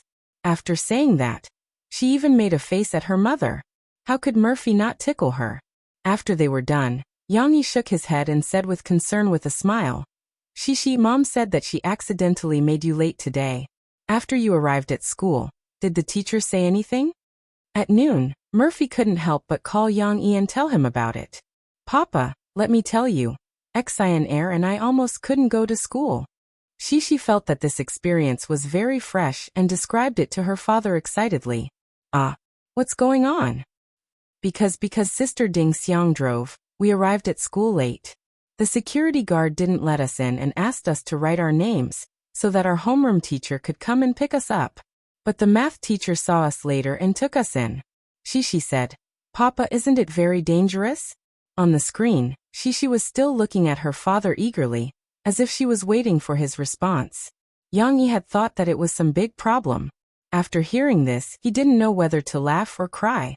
He first nodded cooperatively, then asked, Did Teacher Li punish you after that? I heard from Mom that the teacher told Sister Ding Xiang that you had to stay in class in the afternoon, right? Yes, but it was very fun. Xian Air and I went to play with the teacher. The math teacher also sang with us. Teacher Li also gave us delicious biscuits. Shishi suddenly thought of something. She jumped down from the chair, left a string of words and ran away. Papa, wait a minute. Murphy sat in the middle of the chair, so that she could hold Tong Tong and occupy Yang Yi's screen together. She went to get something for you. When she came back at night, she hid it, saying that she was afraid that the steamed buns would steal it. Murphy laughed. She didn't even want to give it to me. You've worked hard to take care of 2 children. Yang Yi's voice became gentle. He looked at Murphy in the camera, who might have just taken a shower and whose hair was still a little wet. He sighed with emotion. I think it will rain in Jiang City in the next 2 days. You should pay more attention to keeping warm. I remember. I will let Shishi wear an extra sweater tomorrow. I forgot to bring her an umbrella today. Fortunately, there is one in Ding Xiang's car. Murphy said with self-blame. I said pay attention to keeping warm. When I'm not at home, you are the pillar of the family now. You can't catch a cold. Yang Yi laughed. Murphy pursed her lips and said in a low voice, Why do you sound so sad? I feel very sad when you are not at home. I miss you when I wake up in the morning. Now you say that I am the pillar of the family. I don't want to be the pillar of the family. Yang Yi was speechless and moved. He was speechless because Murphy thought too much, and moved because Murphy's voice reflected her dependence on him. He could only comfort her. I will be back in a few days. Don't be sad. I am not far away from you. If you really can't do it, you can take Momo here by car. Or I can go back when I am free. No, I'm just saying. Don't be so tired. You can come back when you are done. Murphy did not want Yang Yi to be tired, so she quickly shook her head. I will take good care of the children. When you were not here, I raised Shishi alone for 4 years. She is not so delicate. The 2 of them chatted sweetly. Shishi had already run back. She quickly took back her position and excitedly showed the biscuits in her hand. Papa, look, I brought back Teacher Li's biscuits. When you come back, I will give them to you, okay? She said sweetly. That's it. She is willing to leave it for Papa. Mom doesn't want it.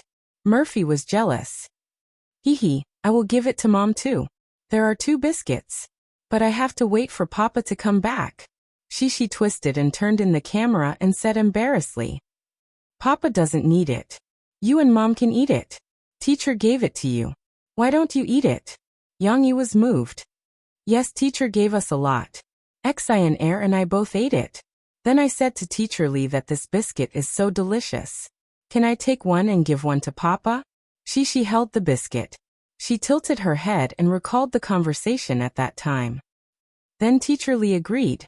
She did not wait for her father to answer. She happily complained to him. Papa, Xian Air also took it, but she didn't take it home. She opened it in the car and ate it. For some reason, Yang Yi imagined Lan Xian looking at the biscuit in Shishi's hand after eating it. She could only shrink to the side in fear. Yang Yi laughed. Then let's not tell your Uncle Lan about this biscuit. Otherwise he will go back and ask Xian Air, where are the biscuits you left for Dad? It was eaten by Xian Air. After Sisi finished speaking, she also giggled with her father. After talking a lot about Shishi's experience in school, Shishi asked her father about today's experience with great interest. Dad mainly followed some experts today and drove around the construction site. Then we took a boat to an island to have a look. These places are very desolate now. Many of the buildings have not been lived in for a long time. Especially on the island, there are some historical sites. Today we just took a rough look. In the next few days, we will continue to inspect the site and have meetings to study. Yang Yi said concisely. Papa also took a boat. Shishi was confused. In the end, she only caught this information and said enviously.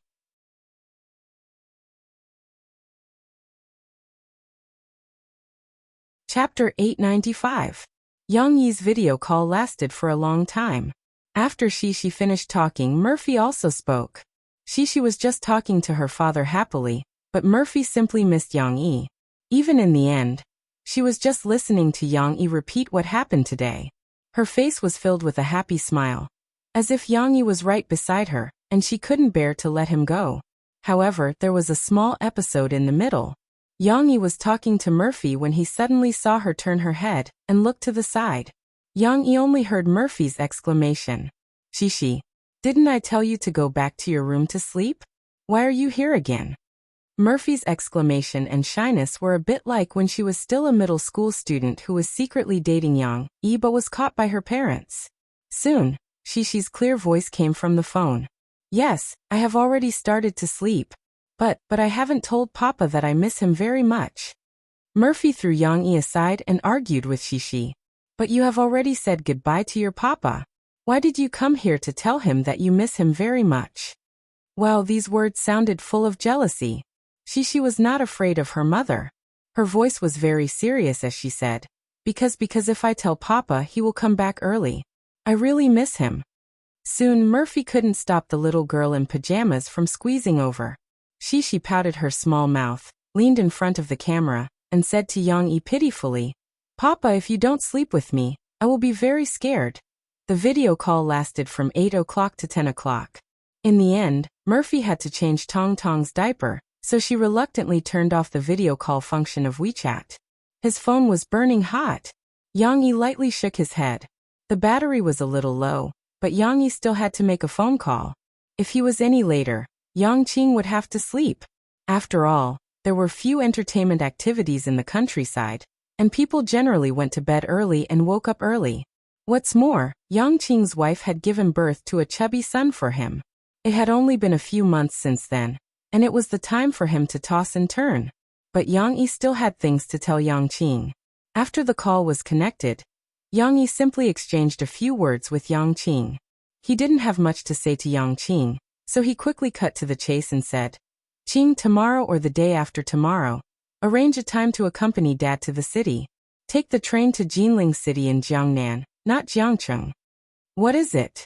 This is indeed a big matter, and I have to make the decision. Don't worry about it for now.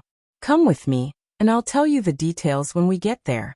It's not convenient to talk over the phone now. After all, he was a man with a child. Yang Qing still hesitated for a moment, but in the end he still agreed. I have no problem here, but will Dad agree to come over? Previously, when I went to Jiangcheng, I persuaded him for a long time. Yang Yi smiled gently and said, don't worry. Just tell him that it's about Jinling City's Wuqing County, and he'll know what's going on. He'll agree. Yang Qing didn't ask any more questions. In the end, after listening to Yang Yi's complete arrangements, he hung up the phone. Phew. Yang Yi plugged his slightly hot phone into the charging cable and placed it on the table. Only then did he let out a sigh of relief. Today he was in Wuqing County with Lance Haokai and the experts from his company.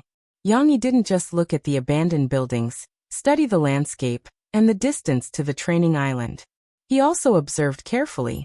Other than the county leaders sent by Wuqing County to accompany them, and some policemen in charge of protecting the safety of the investors, there was no one in their team or around them. There wasn't even a crowd of onlookers. After all, the land here was indeed deserted. The people who had been relocated in the past had all bought the buildings in the county's development zone. No one was willing to stay in such a desolate place. Tonight, before the gathering, Yang Yi, who was socializing with Lance Haokai, took some time to investigate the Yang family's ancestral hall. It was overgrown with weeds, and there was only a dilapidated building left. The door was tightly shut, so there couldn't be anything suspicious.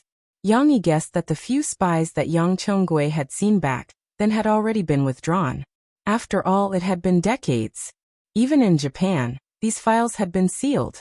There weren't many people who knew about it, who would waste a lot of money to plant spies in a place with no intelligence value. Therefore, Yang Yi felt that it was time to lay his cards on the table with his father. Besides, he also needed his father's opinion on how to deal with the ancestral hall here. With his father's opinion, he could then come up with an excuse and pass it on to the experts here, asking them to formulate the corresponding requirements for the designers. Yang Yi went to Jinling City. In River City, he still had some work to arrange. Yun Yangfeng came to the building of Tianmei Entertainment today. He was looking for Zhu Jie because there was a new arrangement for the show, The Limit Challenge. Manager Yun, take a look at the other artists here. See if there's anyone suitable for your show. For example, we've just launched an idol group this year. They're all beautiful girls. Why don't you pick one? Isn't China's Voice still lacking a female host? There's only one male host. How boring. Niu Meiling welcomed Yun Yangfeng warmly. Yun Yangfeng was naturally not bewitched. He smiled as he played Tai Chi with Niu Meiling. Whatever tricks Niu Meiling threw at him, he easily countered them. However, it was still very annoying. Fortunately, Zhu Jie hurriedly rushed over from his villa after knowing about it. In June, after the Limit Challenge's recording, Zhu Jie's work became much easier. He was not like the others who still had to film and go to school. Other than continuing to support the show called Star and Star's Fate with Dong Wei and Shui Linglong at Magic City TV station, he basically had no other work. However, Zhu Jie preferred such a rhythm. He would be busy for a period of time, and rest for a period of time. This young master, if she made him work around the clock, he would probably get tired of it. Of course, during this period, Tianmei Entertainment still arranged a few concerts for him. There were a few songs Yang Yi had given him, including the song Life in Full Bloom, that he had collaborated with everyone. Zhu Jie's concerts were quite impressive. Of course, Zhu Jie still missed the days when he was filming The Ultimate Challenge. Although he was playing dumb, he still had a great time recording the show with these good brothers, facing the challenges of the production team together, and traveling around the country together. Therefore, when Zhu Jie saw Yun Yangfeng, he said happily, "Manager Yun, why are you here? Are you going to start recording the Limit Challenge again?" Yun Yangfeng waved his hand and said with a smile, "The second season will have to wait at least until January next year." "I understand. We have to avoid China's Voice. Manager Yun, I've been following this show for every episode," Zhu Jie said with a smile. Yun Yangfeng had come to look for Zhu Jie mainly because he wanted to arrange for Zhu Jie to record a promotional song for the second season of the Limit Challenge. It was only the recording of the song now. When everyone gathered to prepare for the recording of the show, He would also let everyone shoot a music video together. A song written by Big Brother Yang? Zhu Jie was pleasantly surprised. He had not received any news from Yang Yi for a long time. Suddenly receiving such favor, he felt tears welling up in the corners of his eyes. Yes, this song is called Fly Away. However, you have to change your singing style. Director Yang said that you have to use your original singing style. Your hoarse voice is not suitable for this song. Yin Yangfeng relayed Yang Yi's request. No problem, I will definitely sing well, Zhu Jie said happily.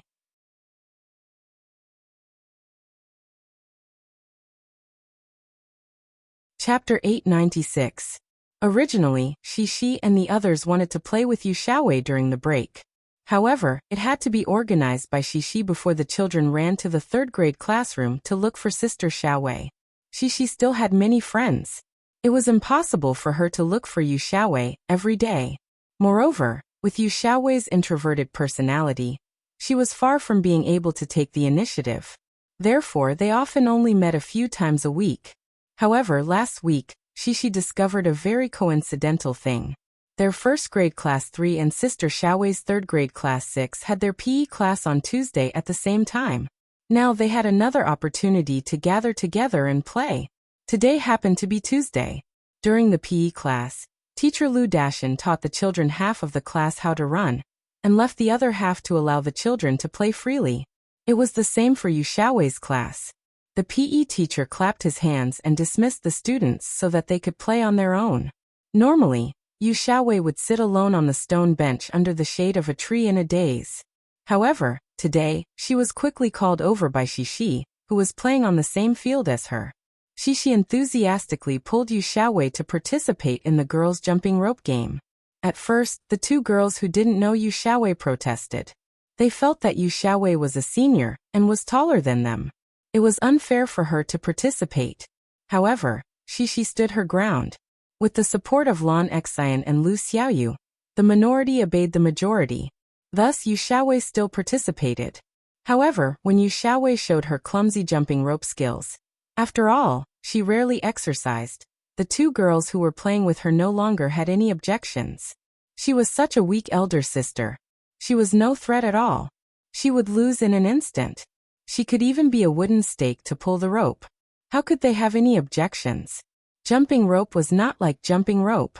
The difficulty of jumping rope increased with the height of the rope. The few little girls used all their strength and took turns jumping up and down. Winning or losing was important, but before it was his turn, or when he was at the two ends, the girls couldn't stay idle and chatted. Xixi's papa is not at home, and neither is Lan Xian's papa. Lu Xiaoyu and Yu Xiaowei were pulling the rubber band in front of the stake. She excitedly told Yu Xiaowei this new news. Unknowingly, Lu Xiaoyu's accent had been distorted by Xixi. Fortunately, Lan Xian, who was standing aside and waiting for Xixi, heard the difference. She shouted loudly, "My daddy is not Papa. My daddy is Xixi's daddy." That's right. Why, Xixi, do you call your father Papa? Lu Xiaoyu and Yu Xiaowei pulled the rubber band from their legs to their buttocks and asked curiously. Xixi was jumping rope. The little girl was tall and had long legs. Moreover, she had good jumping ability. She was the best at this game among the girls. She turned her body sideways and jumped forward forcefully. She turned her body in the air and landed steadily in the middle of two parallel rubber bands. Then, the little girl's two long legs jumped up again and landed gently. Her feet were now straddling two rubber bands. Then, Xixi stood sideways with her hind legs hooked on the rubber band. She jumped again and landed with her hind legs in the middle of the rubber band and her front legs outside. She didn't stop there. The little girl's legs outside, with her knees as the axis, turned lightly and stepped into the middle of the rubber band. At waist height, the rubber band started to become difficult. Lan Xian and Yu Xiaowei couldn't jump over it. Lu Xiaoyu also often made mistakes here. Xixi was also struggling. The little girl's ponytail swung back and forth. She was originally very focused on jumping, but now that she heard Lu Xiaoyu's question, she was anxious to answer. In her anxiety, she didn't jump well. When she landed, one of her legs was outside the rope. Ha ha. Seeing Xixi make a mistake, The girls who were watching by the side couldn't help but laugh. Next. Lan Xian shouted excitedly. She was the next one. She had been waiting for Shishi to make a mistake. It was interesting. Lan Xian didn't like sports, but jumping rope was one of the few games she liked to play. Although she couldn't jump well, the strange thing was that the more she failed, the braver she became. The worse she jumped, the more she liked to jump. Unfortunately, Lan Xian's enthusiasm was limited to this game. After Shishi gave up her position, she panted slightly and answered Lu Xiaoyu's question. Because we all call it that. My mom also calls it that, and then my brother also calls it that. A girl next to her interrupted. I saw on TV that some people also call it that. My dad said that they are from Taiwan. The people there all talk like Shishi. It's very funny. There are also people who call it daddy. Hee, my mommy is from Baodao. Shishi smiled sweetly and said to the girl. But my grandfather is abroad. I haven't been to Taiwan. The children chatted, and soon the topic returned to Shishi and Lan Xian's fathers. Shishi, why did your father and Lan Xian's father go on a business trip together? A girl asked curiously. Because they are going to build a big house. Xian Air's father is building a big house. Shishi gestured with her hands and said seriously. My father and Xian Air's father are going to build a big house together. No, they are going to build a very fun house. There are a lot of games in it. Wow. Lu Xiaoyu was envious. Shishi, can I go and play? Before they could talk much, Lan Xian had already failed. She reluctantly came out of the jumping rope and gave it to a girl behind her. At this moment, Lan Xian also joined the conversation. She waved her hand and said, You can't play now. It will take a long time to build. And it's not called a big house. My dad calls it an amusement park. Yes, an amusement park. Shishi's eyes lit up. An amusement park is even more fun. Lu Xiaoyu's eyes became bright. My father will take me to the amusement park during the holidays. My father will go there too. We have been to the amusement park in Shanghai. Shishi said, not to be outdone. I have been there too. My father is the best. He took me to many amusement parks by plane. Lan Xian said. In the end, only Yu Xiaowei remained silent. Cici was very considerate and knew how to take care of this little sister who rarely spoke.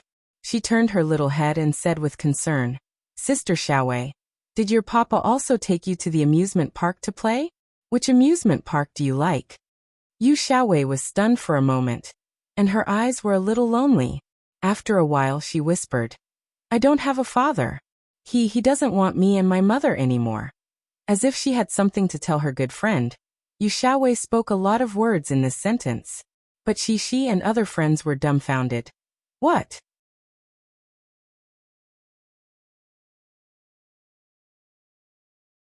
Chapter 897.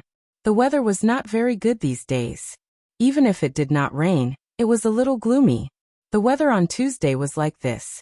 Although the sun was not seen in the morning, it was not raining yet, so Shishi and the others could still have their PE class outdoors.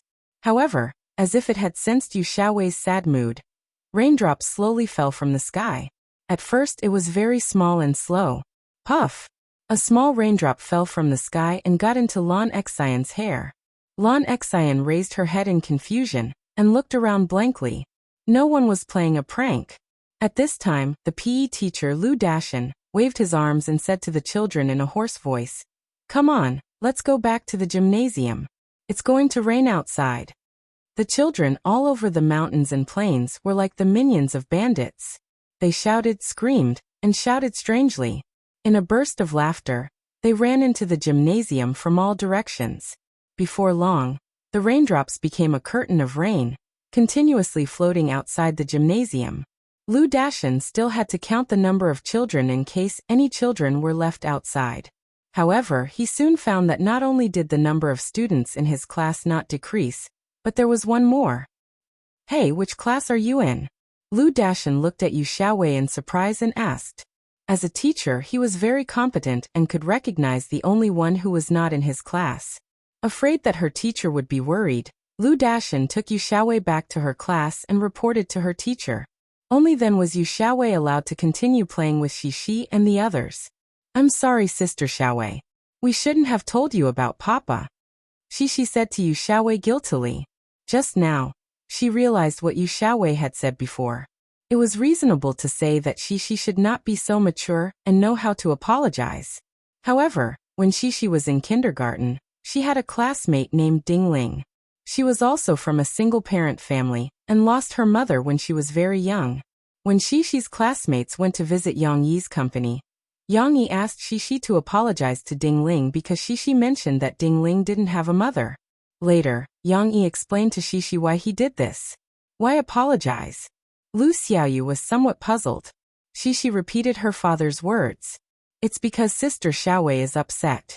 What we said made Sister Xiaowei upset, so we have to apologize. Little you also have to apologize because you also said it. My papa said that I can't mention other people's sad things.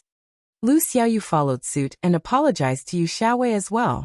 Yu Xiaowei actually didn't blame these little friends. She quickly waved her hand, indicating that there was no need to apologize. However, before she could say anything, Xixi had already hugged her. Yu Xiaowei was a little unaccustomed to such intimate contact. In the past, she didn't even talk to other girls much, let alone hold hands or flirt with other girls. Usually, only her mother and grandmother could hug her. At this moment, Yu Xiaowei was a little overwhelmed by Xixi's hug. She stood there in a daze. Sister Xiaowei, it's okay. You still have us. We're your good friends. Xixi hugged Yu Xiaowei with her thin arms and said very seriously, yes, we're your good friends. Lu Xiaoyu liked to follow Xixi. At this moment, she also imitated Xixi and hugged Yu Xiaowei. One wasn't enough. There were already two of them. Lan Xian was also a kind little girl. When Xixi first went to kindergarten, she was very shy. It was her enthusiasm that allowed Xixi to get rid of her loneliness and have her first good friend. Therefore, when she saw the situation, she also hugged her with interest.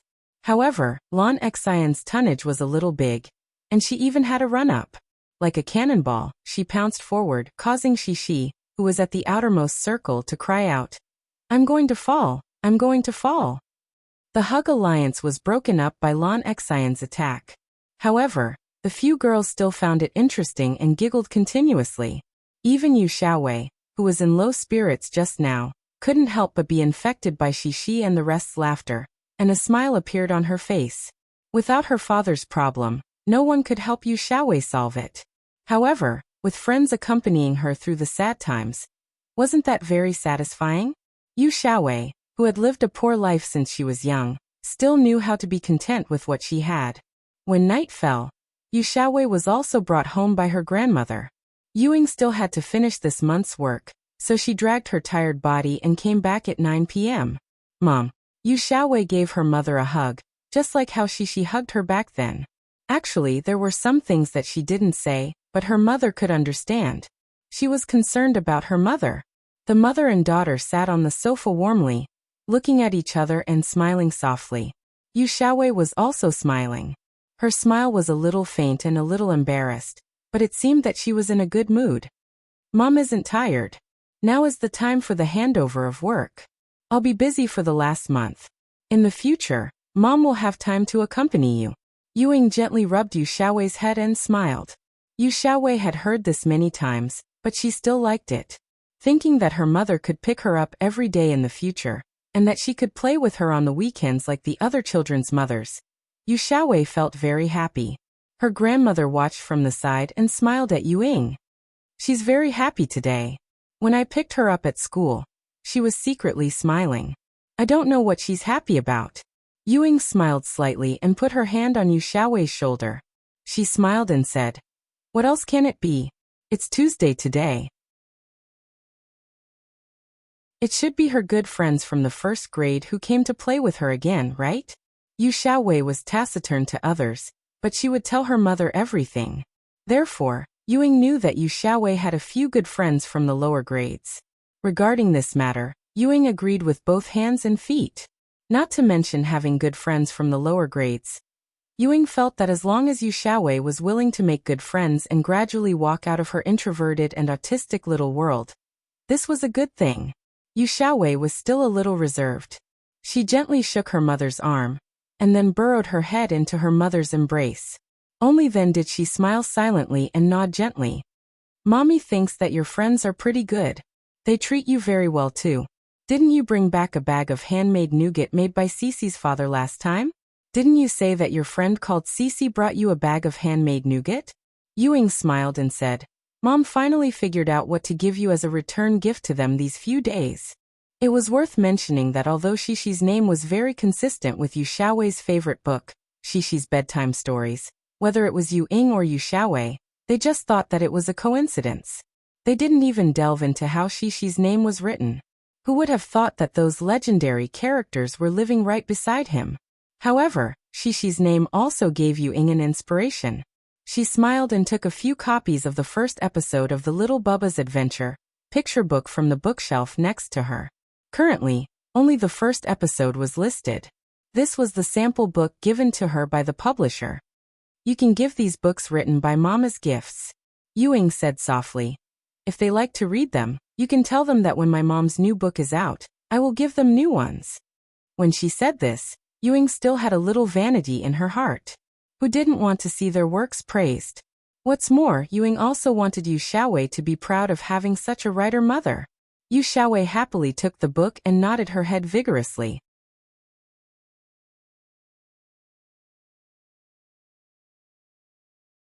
Chapter 898. As expected by Yang Yi, after Yang Qing mentioned Wuqing County to Yang Chonggui couldn't sit still, and rushed to the city to take the train the next day. But even so, they only arrived at Jinling City on Wednesday morning. Yang Yi borrowed an off-road vehicle from Lan's Haokai Company, and went to the city to pick up Yang Chonggui and Yang Qing. At the station, Yang Chonggui and Yang Yi had a tacit understanding and didn't say anything. Although Yang Qing was very curious, he wasn't someone who liked to ask questions endlessly. He was silent all the way until Yang Yi drove the car to the hotel they were temporarily staying at in Jinling City. It was late at night, and it was too troublesome to go to Wuqing County at this time. Yang Yi wanted to let his 70-year-old father rest for a while, but after checking into the hotel, the old man's face immediately darkened. He took out the umbrella that he always carried and swung it at Yang Yi. Yang Yi hurriedly blocked it. Although he could feel that the old man didn't use much strength, he could still sense the extraordinariness of this large black umbrella the moment they touched. All the ribs of the umbrella were hard and heavy. They were all made of metal, and it wasn't the aluminum alloy that was easy to break like ordinary umbrellas. Yang Yi couldn't tell what metal it was at the moment, but he believed that if Yang Chonggui used his strength, even a tree trunk as thick as an arm would be broken. At the same time, the umbrella wasn't damaged at all. Yang Yi nimbly dodged, and even had the time to think about the material of the umbrella. Yang Qing hurriedly came up to mediate. Dad, let's talk things out. What talk? Do you know where Taizi brought us? Yang Chonggui angrily rebuked. I don't know. Yang Qing honestly shook his head. For so many years, I didn't dare to come back. It wasn't that I was afraid, but I was worried that I would bring disaster to you children and your mother. I told him about this, but he still insisted on going to the mountain despite knowing that there was a tiger. Yang Chonggui was so angry that he blew his beard and glared. Dad, sit down first. Calm down. Even though I don't know what kind of danger you're talking about, but Big Brother isn't a reckless person. He'll definitely consider everything before making a decision. Let's listen to his explanation. Yang Qing advised earnestly. Listening to Yang Qing speak in an orderly manner, Yang Yi looked at his younger brother in surprise. In the past, Yang Qing was not so eloquent. However, if he didn't look, he wouldn't have known. Yang Yi's previous attention was on the old man. At this moment, he only saw Yang Qing's clothes.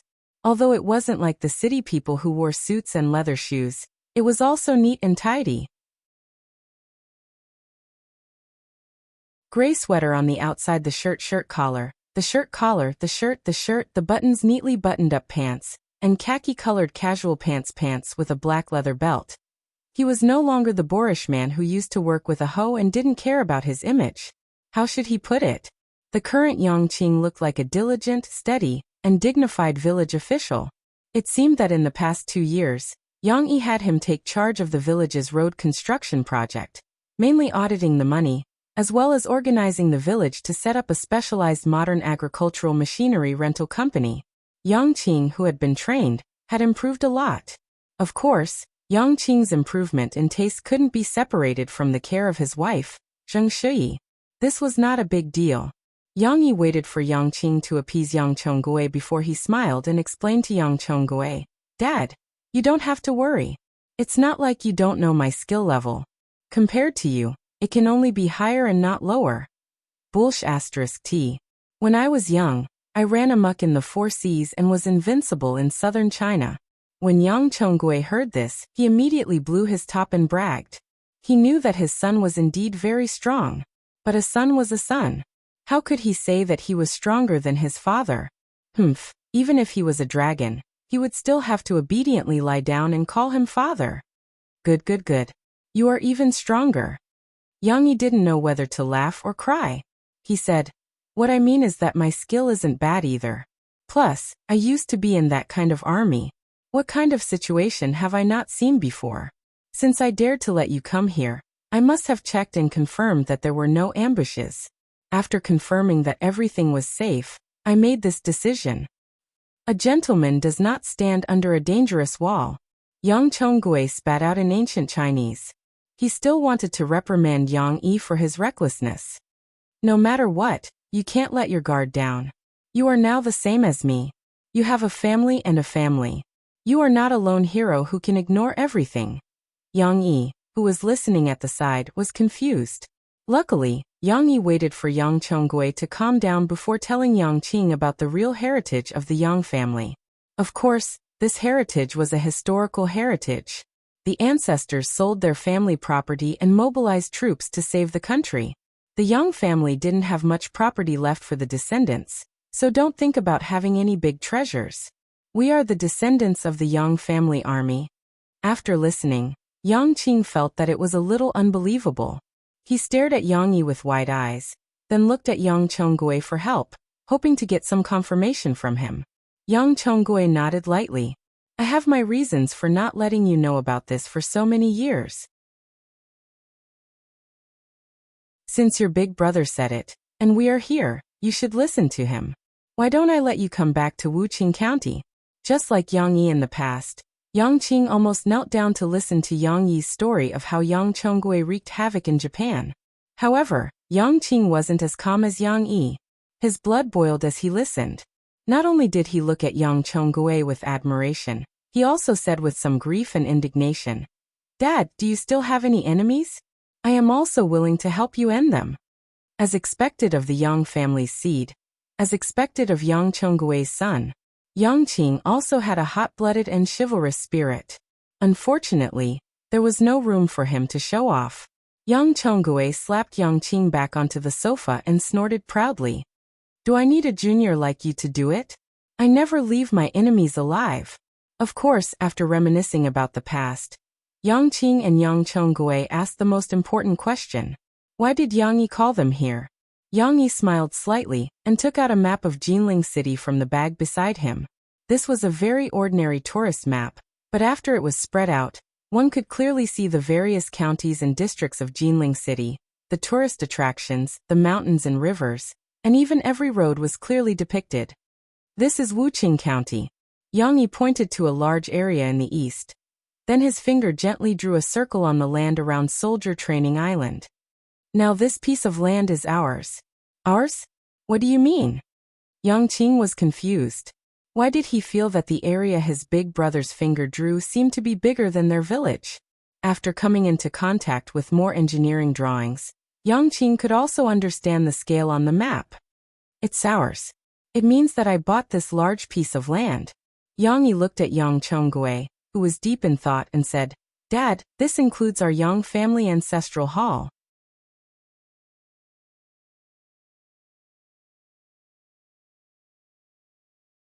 Chapter 899.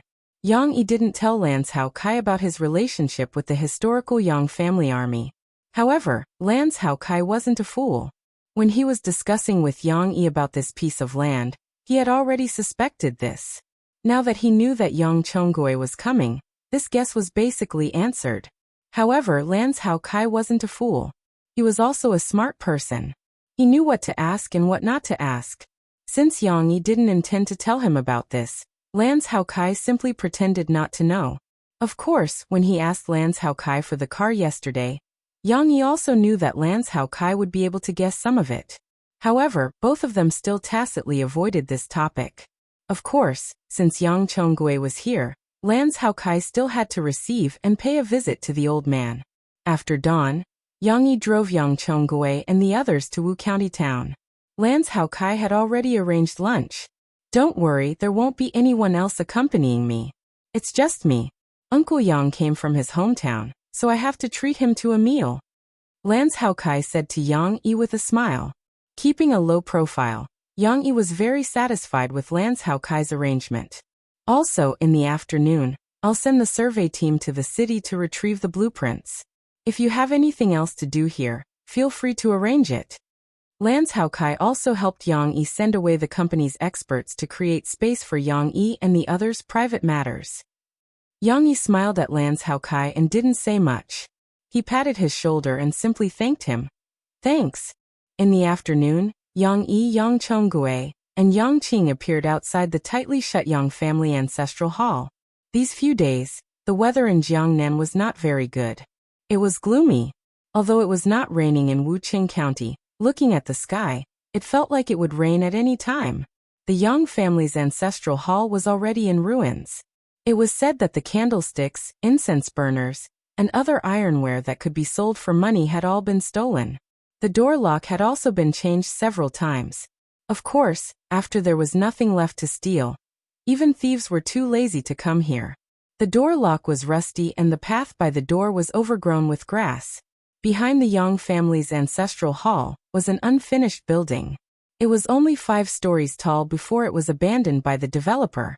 Obviously, when the land was developed in the future, this unfinished building would still have to be demolished. Yang Qing also noticed this problem. He looked up and said to Yang Yi, "Brother, when the time comes to demolish this building, you must be careful. If it falls, this place will be gone too." Yang Yi smiled and nodded. He naturally noticed this matter, but the key now was not the problem of this unfinished building. Yang Yi's attention was focused on Yang Chonggui, who was deep in thought. Yang Chonggui had not returned here for decades. After having a child and a wife, Yang Chonggui was no longer the fearless hero he used to be. Revisiting old places, Yang Chonggui must have a lot of emotions in his heart. However, the old man controlled himself well. After all, so many years had passed. What could he not figure out? He only stayed in his memories for a short while, then looked up and nodded at Yang Yi. Yang Yi took out 2 iron wires and gently tapped on the door lock. Although it was rusty and strenuous, because Yang Yi had opened it once before, he still opened the door with ease. Walking into the ancestral hall and closing the door with a creak, there was a feeling of time travel. The interior of the ancestral hall was completely decorated in ancient times. Even the murals in the middle courtyard were simple paintings of people using cold weapons to fight hundreds of years ago. Here, the murals are of our Yang family army, generations of people fighting by the sea to defeat the Japanese. Yang Chonggui saw that Yang Yi and Yang Qing's attention was on the murals, so he opened his mouth to explain. In the entire Yang family ancestral hall, too many things had been stolen. What was left were murals and carvings that could not be taken away, which were left on the walls and pillars. Yang Chonggui did not feel indignant. When he secretly took a few ancestral tablets and fled Jiangnan, he was mentally prepared to accept the destruction of the ancestral hall. But the ending was not bad. Only some property was stolen. Most importantly, the Yang family ancestral hall was back in their hands.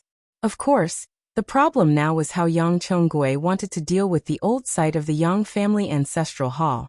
Should he renovate it, or that afternoon? Yang Chonggui lit a few red candles that he had specially bought in front of the empty altar, and performed a simple worship ceremony. Then he brought Yang Yi and Yang Qing, the 2 brothers, to sit on the stone steps outside the inner hall and chat. Fortunately, although the weather was gloomy, it did not rain. In this mysterious atmosphere, Yang Chonggui seemed to be talking in his sleep. He told Yang Yi and Yang Qing about the grand occasion of the ancestral hall, the hardships he had suffered in the ancestral hall, and many stories that had almost faded from his memory. Yang Yi and Yang Qing only listened quietly. They did not interrupt, nor did they make any comments. It was a bit like they had returned to the past, when Yang Chonggui had taught them martial arts. Time passed very quickly. In the evening, the sky was almost dark. The candlelight in the inner hall flickered. Although there was still a part of it, it felt like it would be blown out by the whistling cold wind. Yang Chonggui also reached the final conclusion. He smiled gently. Taizi brought back our old Yang family's things. This is something that I did not expect. Taizi, when we go back, I will tell our ancestors about this merit of yours. Yang Yi opened his mouth, but before he could speak, Yang Chonggui waved his hand. People always have to look forward. The old man's rough face and big bell-like eyes were shining with the light of wisdom at this moment. Times are changing, and dynasties have also changed several times. How can the location of our old Yang family ancestral hall not change forever? As long as this inheritance can continue, it doesn't matter where our ancestral hall is located. Yang Qing was a bit surprised. Dad, you mean that we don't want our old ancestral hall? Then wouldn't brother's efforts be in vain? Yes, we can't take it, Yang Chonggui said meaningfully. If we leave this place, it can be considered as a memory, but it's still the same as before. It's not suitable for us to carry out large-scale construction and restore the ancestral hall. The main thing was to consider the issue of safety. Yang Chonggui did not think that there would be any benefits to letting others know that their old Yang family had returned. Taizi's efforts will not be in vain. At that time, I had considered moving the other things here back to the village. Now that you have money, you can move the ancestral hall to a bigger place. Yang Chonggui's eyes flashed with a trace of excitement. At that time, he could only take away a small part of the things. Many side ancestors' memorial tablets were left behind. It had to be said that this had always been his regret. This is not a problem. When the construction starts, there will be countless trucks driving in and out of here every day. When the time comes, I will arrange a car to remove the murals, sculptures, and memorial tablets in the inner hall. Yang Yi nodded lightly. Then what about here? Yang Qing asked in confusion. Here. Yang Chonggui also had his own ideas. I can find the carpenters and stonemasons in the village to build another one according to this appearance, and have someone send it back. The fake can be passed off as the real thing. Yang Yi understood his father's thoughts. He wanted to move the real ancestral hall away, but leave the fake ancestral hall in Jiangnan. This was no different from a cunning rabbit having 3 burrows. Dad, because President Land's side had an agreement with the government, it means that we also have the responsibility to protect the cultural relics. Yang Yi smiled and said, in that case, I will let President Lan use this as an excuse to renovate the surrounding environment. Even though we want to move the real ancestral hall back to Anqing, this is still a place that symbolizes the glory of our old Yang family. If we simply clean it up, it won't be easy for others to see through it. It can also be well protected. In the future, when Shishi, Chunchen, and Qingzi's children grow up, we can also bring them here to have a look and prove the greatness of their ancestors. Yang Chonggui weighed the safety issues and nodded solemnly, saying, simple is fine.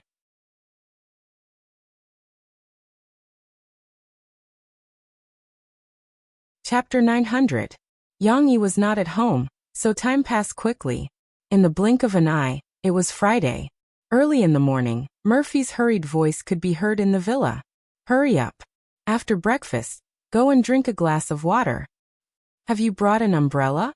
It's not raining, but I have an umbrella in my bag. It's best to be prepared. Today is the reading class. Have you put the materials the teacher asked you to read in your bag? After a few days of experience, Mo Fei also gradually found the right state of mind. She could not only arrange Cece's work and rest, but also supervise Cece's homework. She also didn't let Cece be late again. However, no matter how well Murphy did, she could not replace Yang Yi's position in Shishi's heart. There was a song that was very well sung. Missing you day after day, Shishi was the same. It was already the 5th day that her father was not at home. She missed her father more and more deeply every day. Her emotions were also more and more depressed. When she woke up early in the morning, the little girl was dispirited. She pouted and did not want to talk. Her face, which originally had some baby fat, seemed to have slimmed down a little. Perhaps the little girl missed her father too much. Seeing this, Murphy felt a little sad.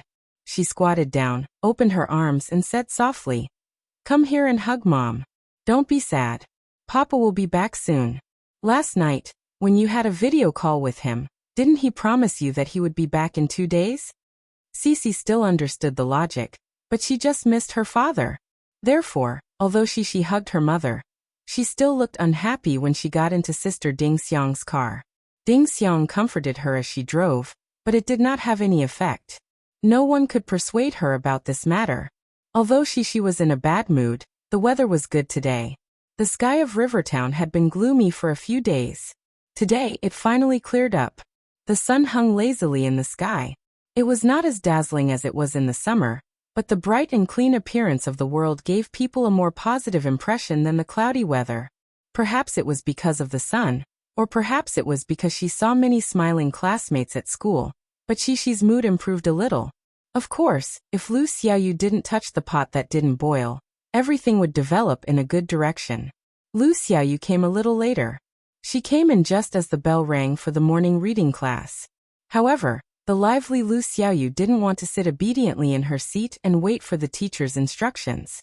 She took out her textbook from her bag and put it in the drawer. Then she turned her head and asked with concern, "Shishi, is your father back?"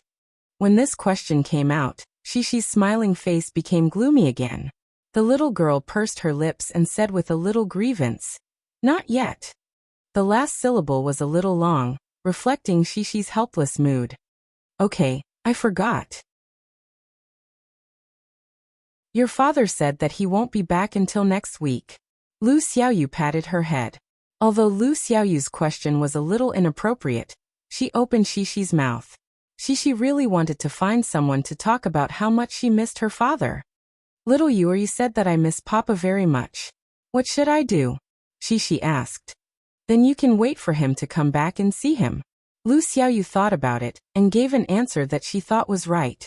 Compared to Shishi, Lu Xiaoyu didn't rely on her father as much. Her father was very busy with work. Sometimes he needed to socialize. Most of the time he wasn't at home. Even if he was at home, he would cross his legs and watch football games in front of the TV. How could Lu Kong be like Yang Yi, who did his best to accompany his child as she grew up? When Shishi heard this, she was unhappy. "I said that I miss him very much. I don't want to wait for my papa to come back. I want to see him now." The little girl pouted her small mouth. When she said this, she was a little angry. "But if you cry and ask your father to come back, he will spank you," Lu Xiaoyu said worriedly. Shishi shook her head vigorously. "My papa won't spank me." Lu Xiaoyu was a little distressed. She found that she was different from Shishi. No matter what she said, it was useless. The morning reading class soon began. The teacher rescued Lu Xiaoyu. When the class was over, Lan Xian also came over. Lu Xiaoyu told Shishi's problem to Lan Xian, hoping that she could come up with some ideas. Speaking of which, besides Shishi, the person that Lu Xiaoyu admired the most was Lan Xian. Although Lan Xian was usually lazy, didn't like to exercise and didn't do well in exams, in Lu Xiaoyu's opinion, Lan Xian had extraordinary wisdom. She could always come up with magical ideas. She could also take out snacks from the desk, drawer, and hat pocket. Anyway, Lu Xiaoyu couldn't think of places to eat. "This is easy." Lan Xian waved her hand casually and said, "Shishi, you can tell your father that you are sick, and then he will come back to see you." She was afraid that Shishi wouldn't believe her, so she gave an example. "I often do this. Doesn't my father always go on business trips? I lied to him that I have a cold, and that I miss you very much. Then he suddenly flew back. He flew back by plane. But if your father finds out that you have a cold, won't he beat you?" Lu Xiaoyu reached out to cover her little butt and looked at Lan Xian worriedly. "No. My father will take me to play. Well, sometimes he will take me to play. Sometimes he will buy me a lot of delicious food, and then I will let him go to work. Lan Xian opened her hands and gestured that there were a lot of delicious food. At this moment, there seemed to be a familiar background music.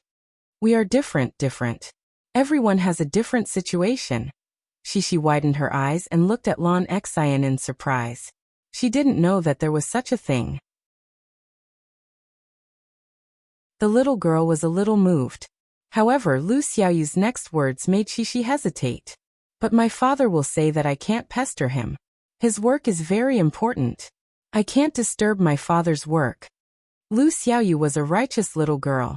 This time, Lan Xian was at her wit's end. Should I ask my father to come back? Shishi spent most of the day in a dilemma. Her mood only improved when she went to the library with Lan Xian in the afternoon for reading class. Shishi, Xianer, these books are for you. Yu Xiaowei was waiting in front of the first-grade reading class early, holding a few books in her hands. Yu Xiaowei looked a little nervous. This was the first time she gave something to her good friend. The little girl was very nervous. She was afraid that if she gave something away, others wouldn't accept it.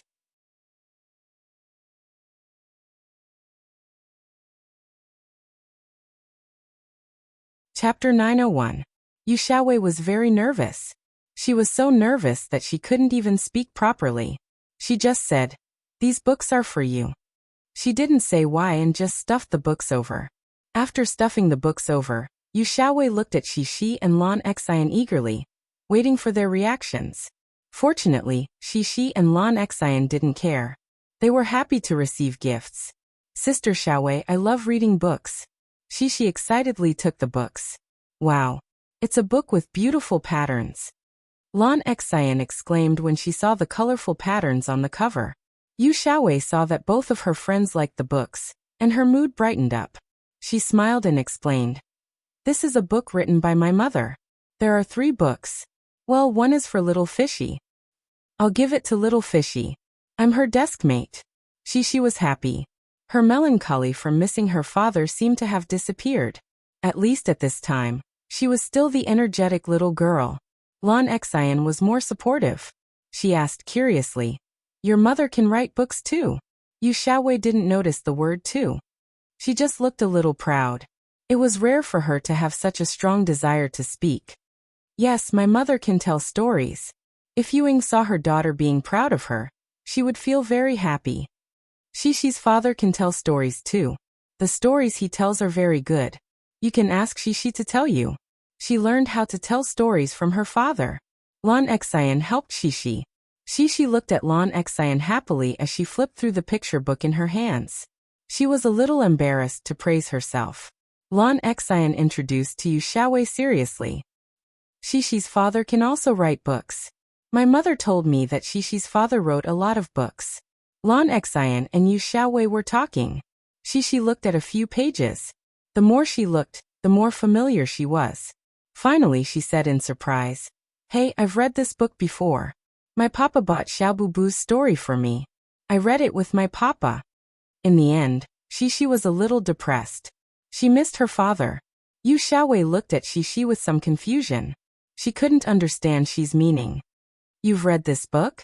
Lan Xian asked. With her friends, she didn't continue to miss her father. She said seriously, "Yes. Sister Xiaowei's this book your mom's? Then your mom is so awesome. I love little Bubu's book. However, my papa said that I can't run away from home like little Bubu." Yu Xiaowei understood now. Shishi had indeed read this book. However, after Yu Xiaowei nodded, she became nervous again. Shishi had already read it. Would she still want her book? Shishi's next reaction made Yu Xiaowei feel relieved. Shishi was still happily stuffing the book into her school bag. She said longingly, "I'm going to take this book home and show it to my papa. He doesn't know that Sister Xiaowei's mom wrote little Bubu's book." For Shishi, how could she refuse a gift from Sister Xiaowei? Yu Xiaowei breathed a sigh of relief. She didn't know what to say. She could only imitate the words her mother taught her and whispered, "Xian, Shishi, if you like it, I can buy it for you when the second book is published in the future. You don't have to buy it." "Okay. Oh right, tell your mom to hurry up, because I really want to know where else little Bubu went to explore." Shishi's eyes lit up. After Lon Xian was interrupted, she couldn't continue the topic of bragging about Xishi's father. Xishi and the others also didn't continue the conversation, because their respective reading classes were about to start soon. After Yu Xiaowei said goodbye to Xishi and Lon Xian, she also hurried to her classroom. Xishi returned home in the evening. After happily telling her mother about the new things that had happened today, she started to do her homework. The little girl's mood became sad again, because she remembered that her father hadn't urged her to do her homework for a long time. When it was time for dinner, Xishi also looked gloomy. In fact, Ding Xiang's cooking was quite delicious. In order to cater to Xishi's taste, Ding Xiang had called Yang Yi to ask for advice. She even strictly followed Yang Yi's recipe, including what ingredients to put and how much to put in. However, Xishi still felt that it didn't taste like this, as if something was missing. Maybe it was because it wasn't her father's cooking? The little girl ate a few mouthfuls, but she didn't have much of an appetite. She grabbed her chopsticks and played with them for a long time, but she didn't touch them again. Come on, Mom will feed you. Mo Fei was also a little exhausted. On one side, she had to take care of little Wanwan, catch the restless little guy and feed him supplementary food. And on the other side, she also had to take care of Cici, who was becoming more and more uncooperative in the past 2 days. Therefore, as soon as she put down little Wanwan's bowl, before she had time to eat, she picked up Cici's bowl again. Oh, Xishi shook her head, pouted and said, I don't want to eat anymore. You didn't eat enough. What if you're hungry tonight? Murphy asked with a frown. Xishi jumped down from the chair, dodged the spoon that her mother handed to her, and said stubbornly, I'm not hungry. After saying that, she ran away. As if sensing that his little master was in a bad mood, Steamed Bun got up from the ground next to him, looked at Xishi's back, then looked at his mistress, and turned to follow her. Sister Fei, it's all my fault. Maybe the dishes I made weren't to Xishi's taste. Ding Xiang was at a loss. She sat aside and blamed herself. Why would Murphy blame her? She sighed softly and said, It's not your fault. She just misses her father. However, she couldn't not eat. Murphy was worried. She ate 2 mouthfuls of food, and went to the living room to check on Xishi's situation. The little girl curled up on the sofa and watched TV. Her head was pillowed on Steamed Bun's back, and her little hand was scratching Steamed Bun's head out of boredom. Xishi didn't notice her mother's arrival. She took Steamed Bun as her confidant and whispered, Steamed Bun, did you miss Papa? Murphy looked at Xishi's appearance, pondered for a while, and quietly left without saying anything. The video call with her father in the evening was the happiest time of the day for Xishi. At this moment, Xishi seemed to have thrown all the negative emotions aside. Papa, I miss you so much. Xishi held the phone and said sweetly, a charming smile blooming on her little face. Really? Mom told me that you missed Dad so much that you didn't eat properly today, right? Yang Yi asked with a smile. Xishi was worried that her father would scold her for not eating, so she quickly shook her little head and said, It's not that I didn't eat. I'm full. I don't think you're full. Dad saw that you've lost weight. Yang Yi said with a smile. Xishi didn't notice that the environment in her father's camera was more chaotic. It seemed to be a restaurant, which was different from when her father talked to her quietly in the hotel. But what difference did it make? Xishi was already very happy that she could talk to her father. She didn't care about the environment around her father.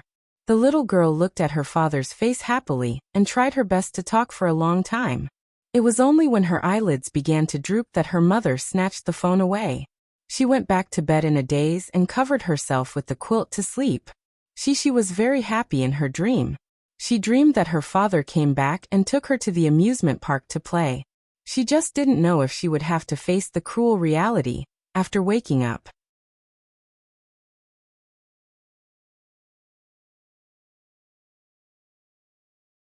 Chapter 902.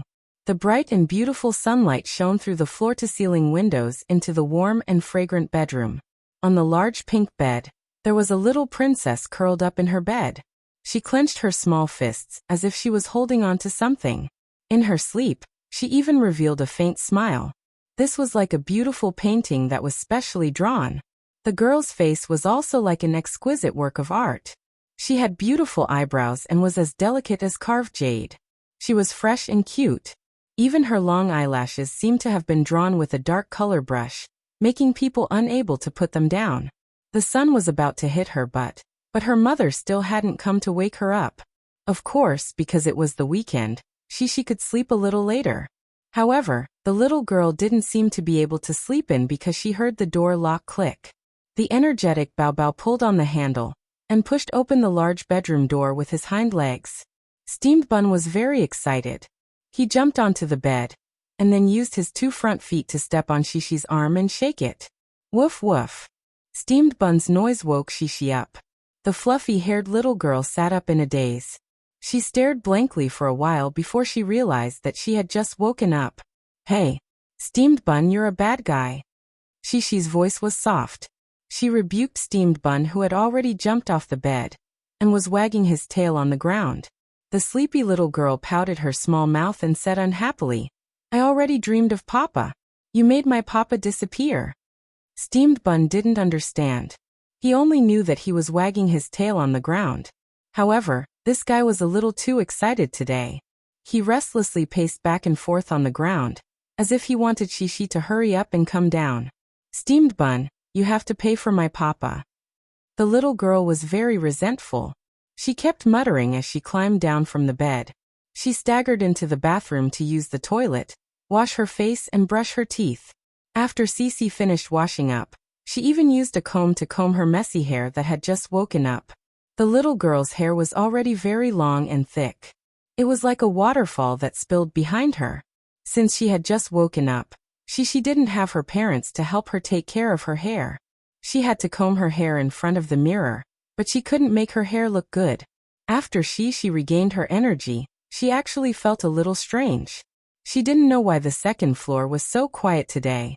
For the past few days, her mother would wait for her to wash up and comb her hair before going downstairs to have breakfast together. Where did Mom go? Cece followed the steamed stuffed bun down the stairs, one step at a time. But just as they turned the corner of the stairs, Cece, with her sharp ears, vaguely heard her mother's laughter. And her father's voice? Papa? The little girl blinked her big eyes in confusion. She thought she was still dreaming.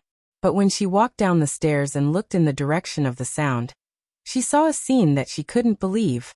It was just like 6 days ago. Her tall and big father, wearing an apron, was busy in the kitchen. The familiar smell of her father's breakfast drifted into Shishi's little nose, hooking the little girl's hungry stomach. She didn't eat much for dinner last night. At this moment, Shishi really felt like she was dreaming. Of course, there was a difference. Usually, her father would be cooking breakfast alone in the kitchen, but today, there was someone hanging on him. Murphy missed Yang-yi no less than Shishi did. But she was a mother, an adult, and had to be strong, so she didn't show it in front of Shishi. When Yang-yi returned home, she handed her son to Ding Xiang to take care of. She was almost like a koala, happily hanging on to Yang-yi. Therefore, what Shishi saw was her mother wrapping her arms around her father's waist, and the two of them were sweetly together. The transparent glass door of the kitchen was closed, and the sound of the stove and the kitchen hood could be heard. Yang-yi and Murphy were so focused on their sweet love that they didn't notice Shishi coming down from upstairs. Yang-yi was still talking and laughing, picking up a piece of scrambled egg with his chopsticks and feeding it to Murphy. It was as greasy as it could get.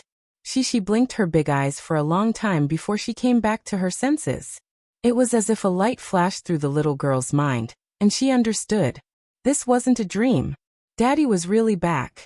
She was extremely excited and aggrieved. The little girl pursed her lips and ran over. Under the surprised gazes of her father and mother, she opened the kitchen door and plunged her head into her father's arms. Shishi, you're up? When Yang-yi heard the noise, he hurriedly turned off the fire, turned around, tore off his apron and bent down to catch his daughter.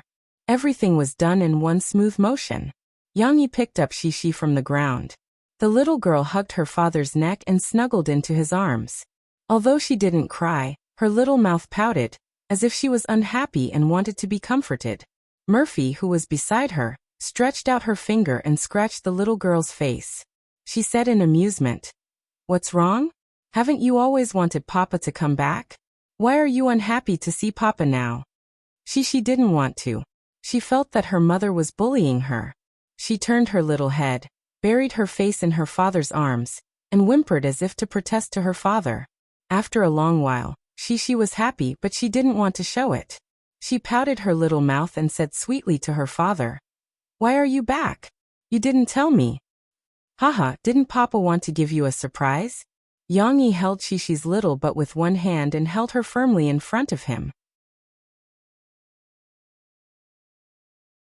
He gently combed Shishi's hair with the other hand and said with a smile, "Your mother called me at noon yesterday and said that you miss Papa very much.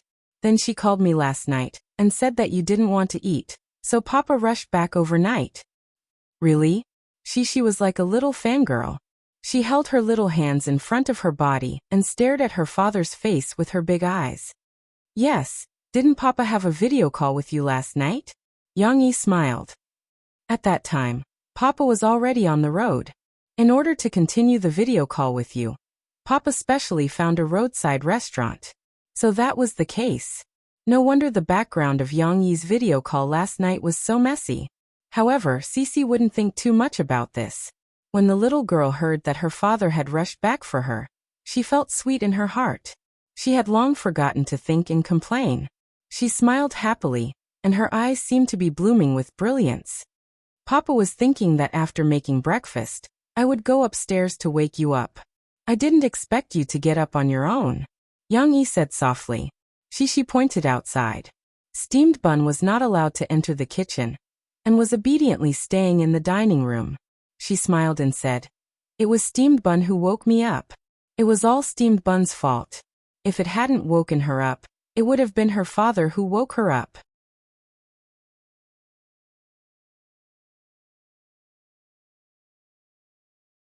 Chapter 903. Hehehehe. At the breakfast table, Shishi kept laughing. Perhaps influenced by her, Tong Tong, who didn't know why her sister was laughing, also danced and laughed.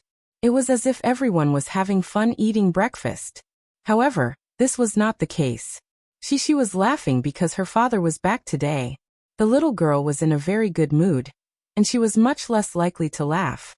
Whether it was Yang Yi telling them some interesting things about the construction site or Murphy talking about how she felt about taking care of 2 children these days, she was happy to listen. Was it so funny? Murphy couldn't help laughing. She asked Shishi with a smile, "Didn't I just say that you were a naughty little monkey? I asked you to go to sleep, but you sneaked back." Shishi made a face at her mother, and then looked at her father. She was smiling happily, as if with her father around, everything became happy. Yang Yi actually took time to come back. Today, the experts had to sort out Yang Yi's requirements and do a simulation evaluation. Basically, Yang Yi had nothing to do, so he rushed back overnight. He planned to go back to Jinling City after sleeping with Shishi tonight. If everything went well, he would be busy for the whole day tomorrow. Basically, he only needed to provide opinions and reviews remotely, and he didn't need to go to the site to investigate. When Shishi heard that her father had to go on a business trip tomorrow, she was not sad because it was only one day. She could close her eyes and open them, and her father would be back. What was there to be afraid of? "Papa, look, this is my homework. I've finished it." Since her father was back, Shishi had to work hard to show her obedient appearance and let her father praise her more. After breakfast, she brought her father to her desk, took out her textbooks and homework from her small school bag, and handed them to her father for inspection. Yang Yi didn't have to check. Murphy had already signed it, but Shishi looked at him expectantly. She wanted him to see that she was doing her homework seriously. Yang Yi opened it and looked at it. "Very good. You've finished your homework, but you still have to write seriously. It's a little sloppy." Yang Yi commented, "When Papa comes back, I'll teach you calligraphy." Shishi still wanted to show off in front of her father.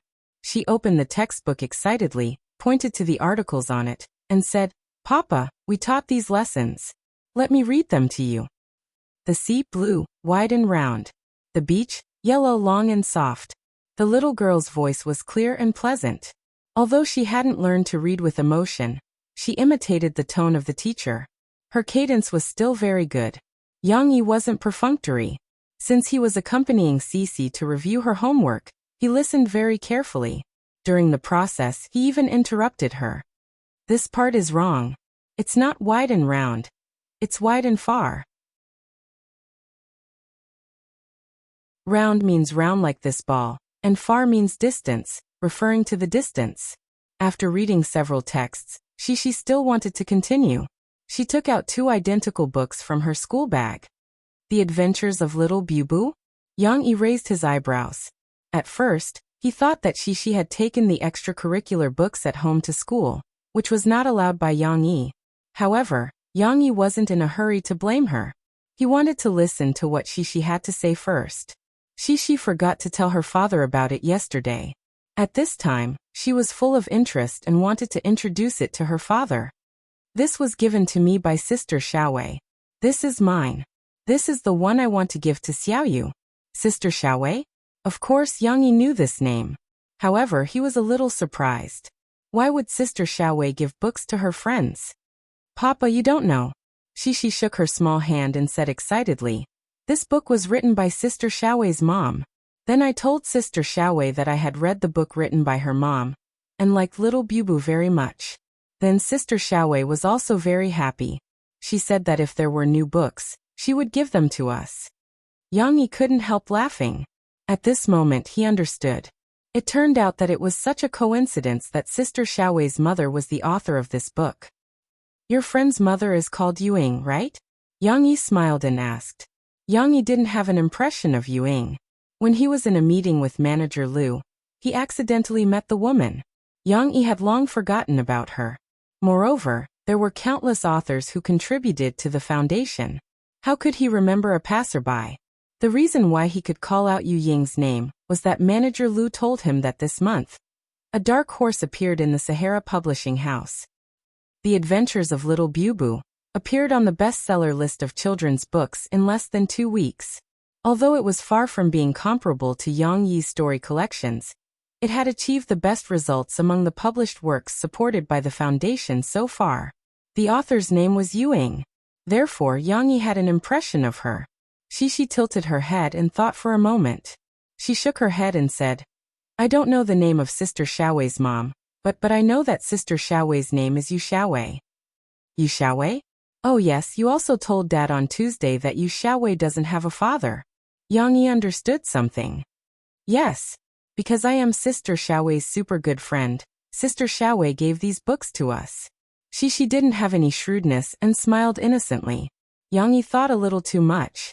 After all, Yuing was separated from him by the foundation. However, from Shishi's performance and the words of Sister Xiaowei that she relayed, Yang Yi knew that Yuing and Yu Xiaowei probably didn't know Shishi's identity. Moreover, Yu Xiaowei was also an introverted and autistic poor child. Yang Yi just thought about it and shook his head. He didn't think about it with a suspicious attitude. Maybe she was just being kind, and his random suspicions might hurt this introverted girl. Besides, even if they knew his identity, so what? Yuing had already made a name for herself with her own efforts. She could be considered an author with small achievements. Yang Yi felt that she had no reason to cling to him. Like Shishi's other friends, Yang Luoqi, Chen Shiyin, Nan Zhaoyu, and even Shishi's deskmate, Lu Xiaoyu, who came to play at home some time ago. How could the parents of those children not know his identity? However, in order to maintain the purity of their children's friendship, the communication between the parents generally concealed the gap between their identities tacitly. Papa, I want Sister Xiaowei to come to our house to play. And Xiaoyu also said that she likes to come to our house to play. Can we invite them to play again? Shishi looked at her father expectantly.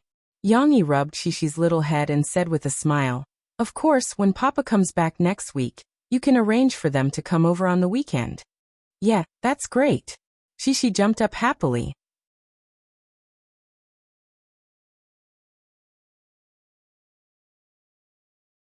Chapter 904. The filming for The Shawshank Redemption was completed in September. After Guizi finished filming, he went back to school to attend classes. Of course, he also talked to Ding Xiang about their relationship. However, Guizi was not in a hurry to accept new movie contracts. Although his popularity had increased because of the Limit Challenge and the video of the Seve dance, many film companies still sent him scripts and invited him to audition. Guizhi did not attend the audition, not because he was arrogant, but because he was waiting. He was waiting for Du Yuanlei, who was still learning editing from director Wu Yian, to come back. The role of the mouse in the upcoming drama, Yuzue, had already been reserved for Guizhi. Of course, in order to play this role well, Guizhi also used his connections in the police station to help him hire a master who knew how to cheat to teach him how to play cards.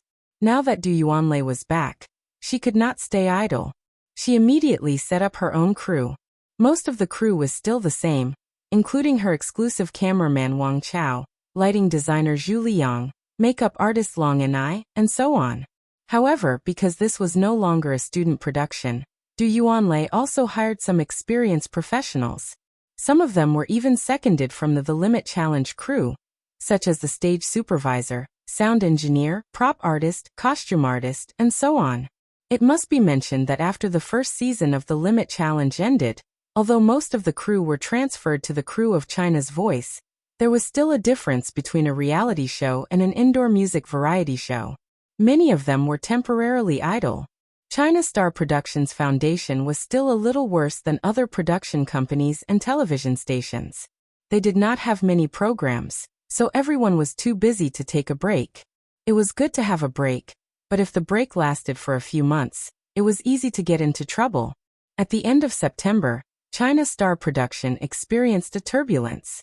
A total of 7 cameramen and executive directors were poached by their peers.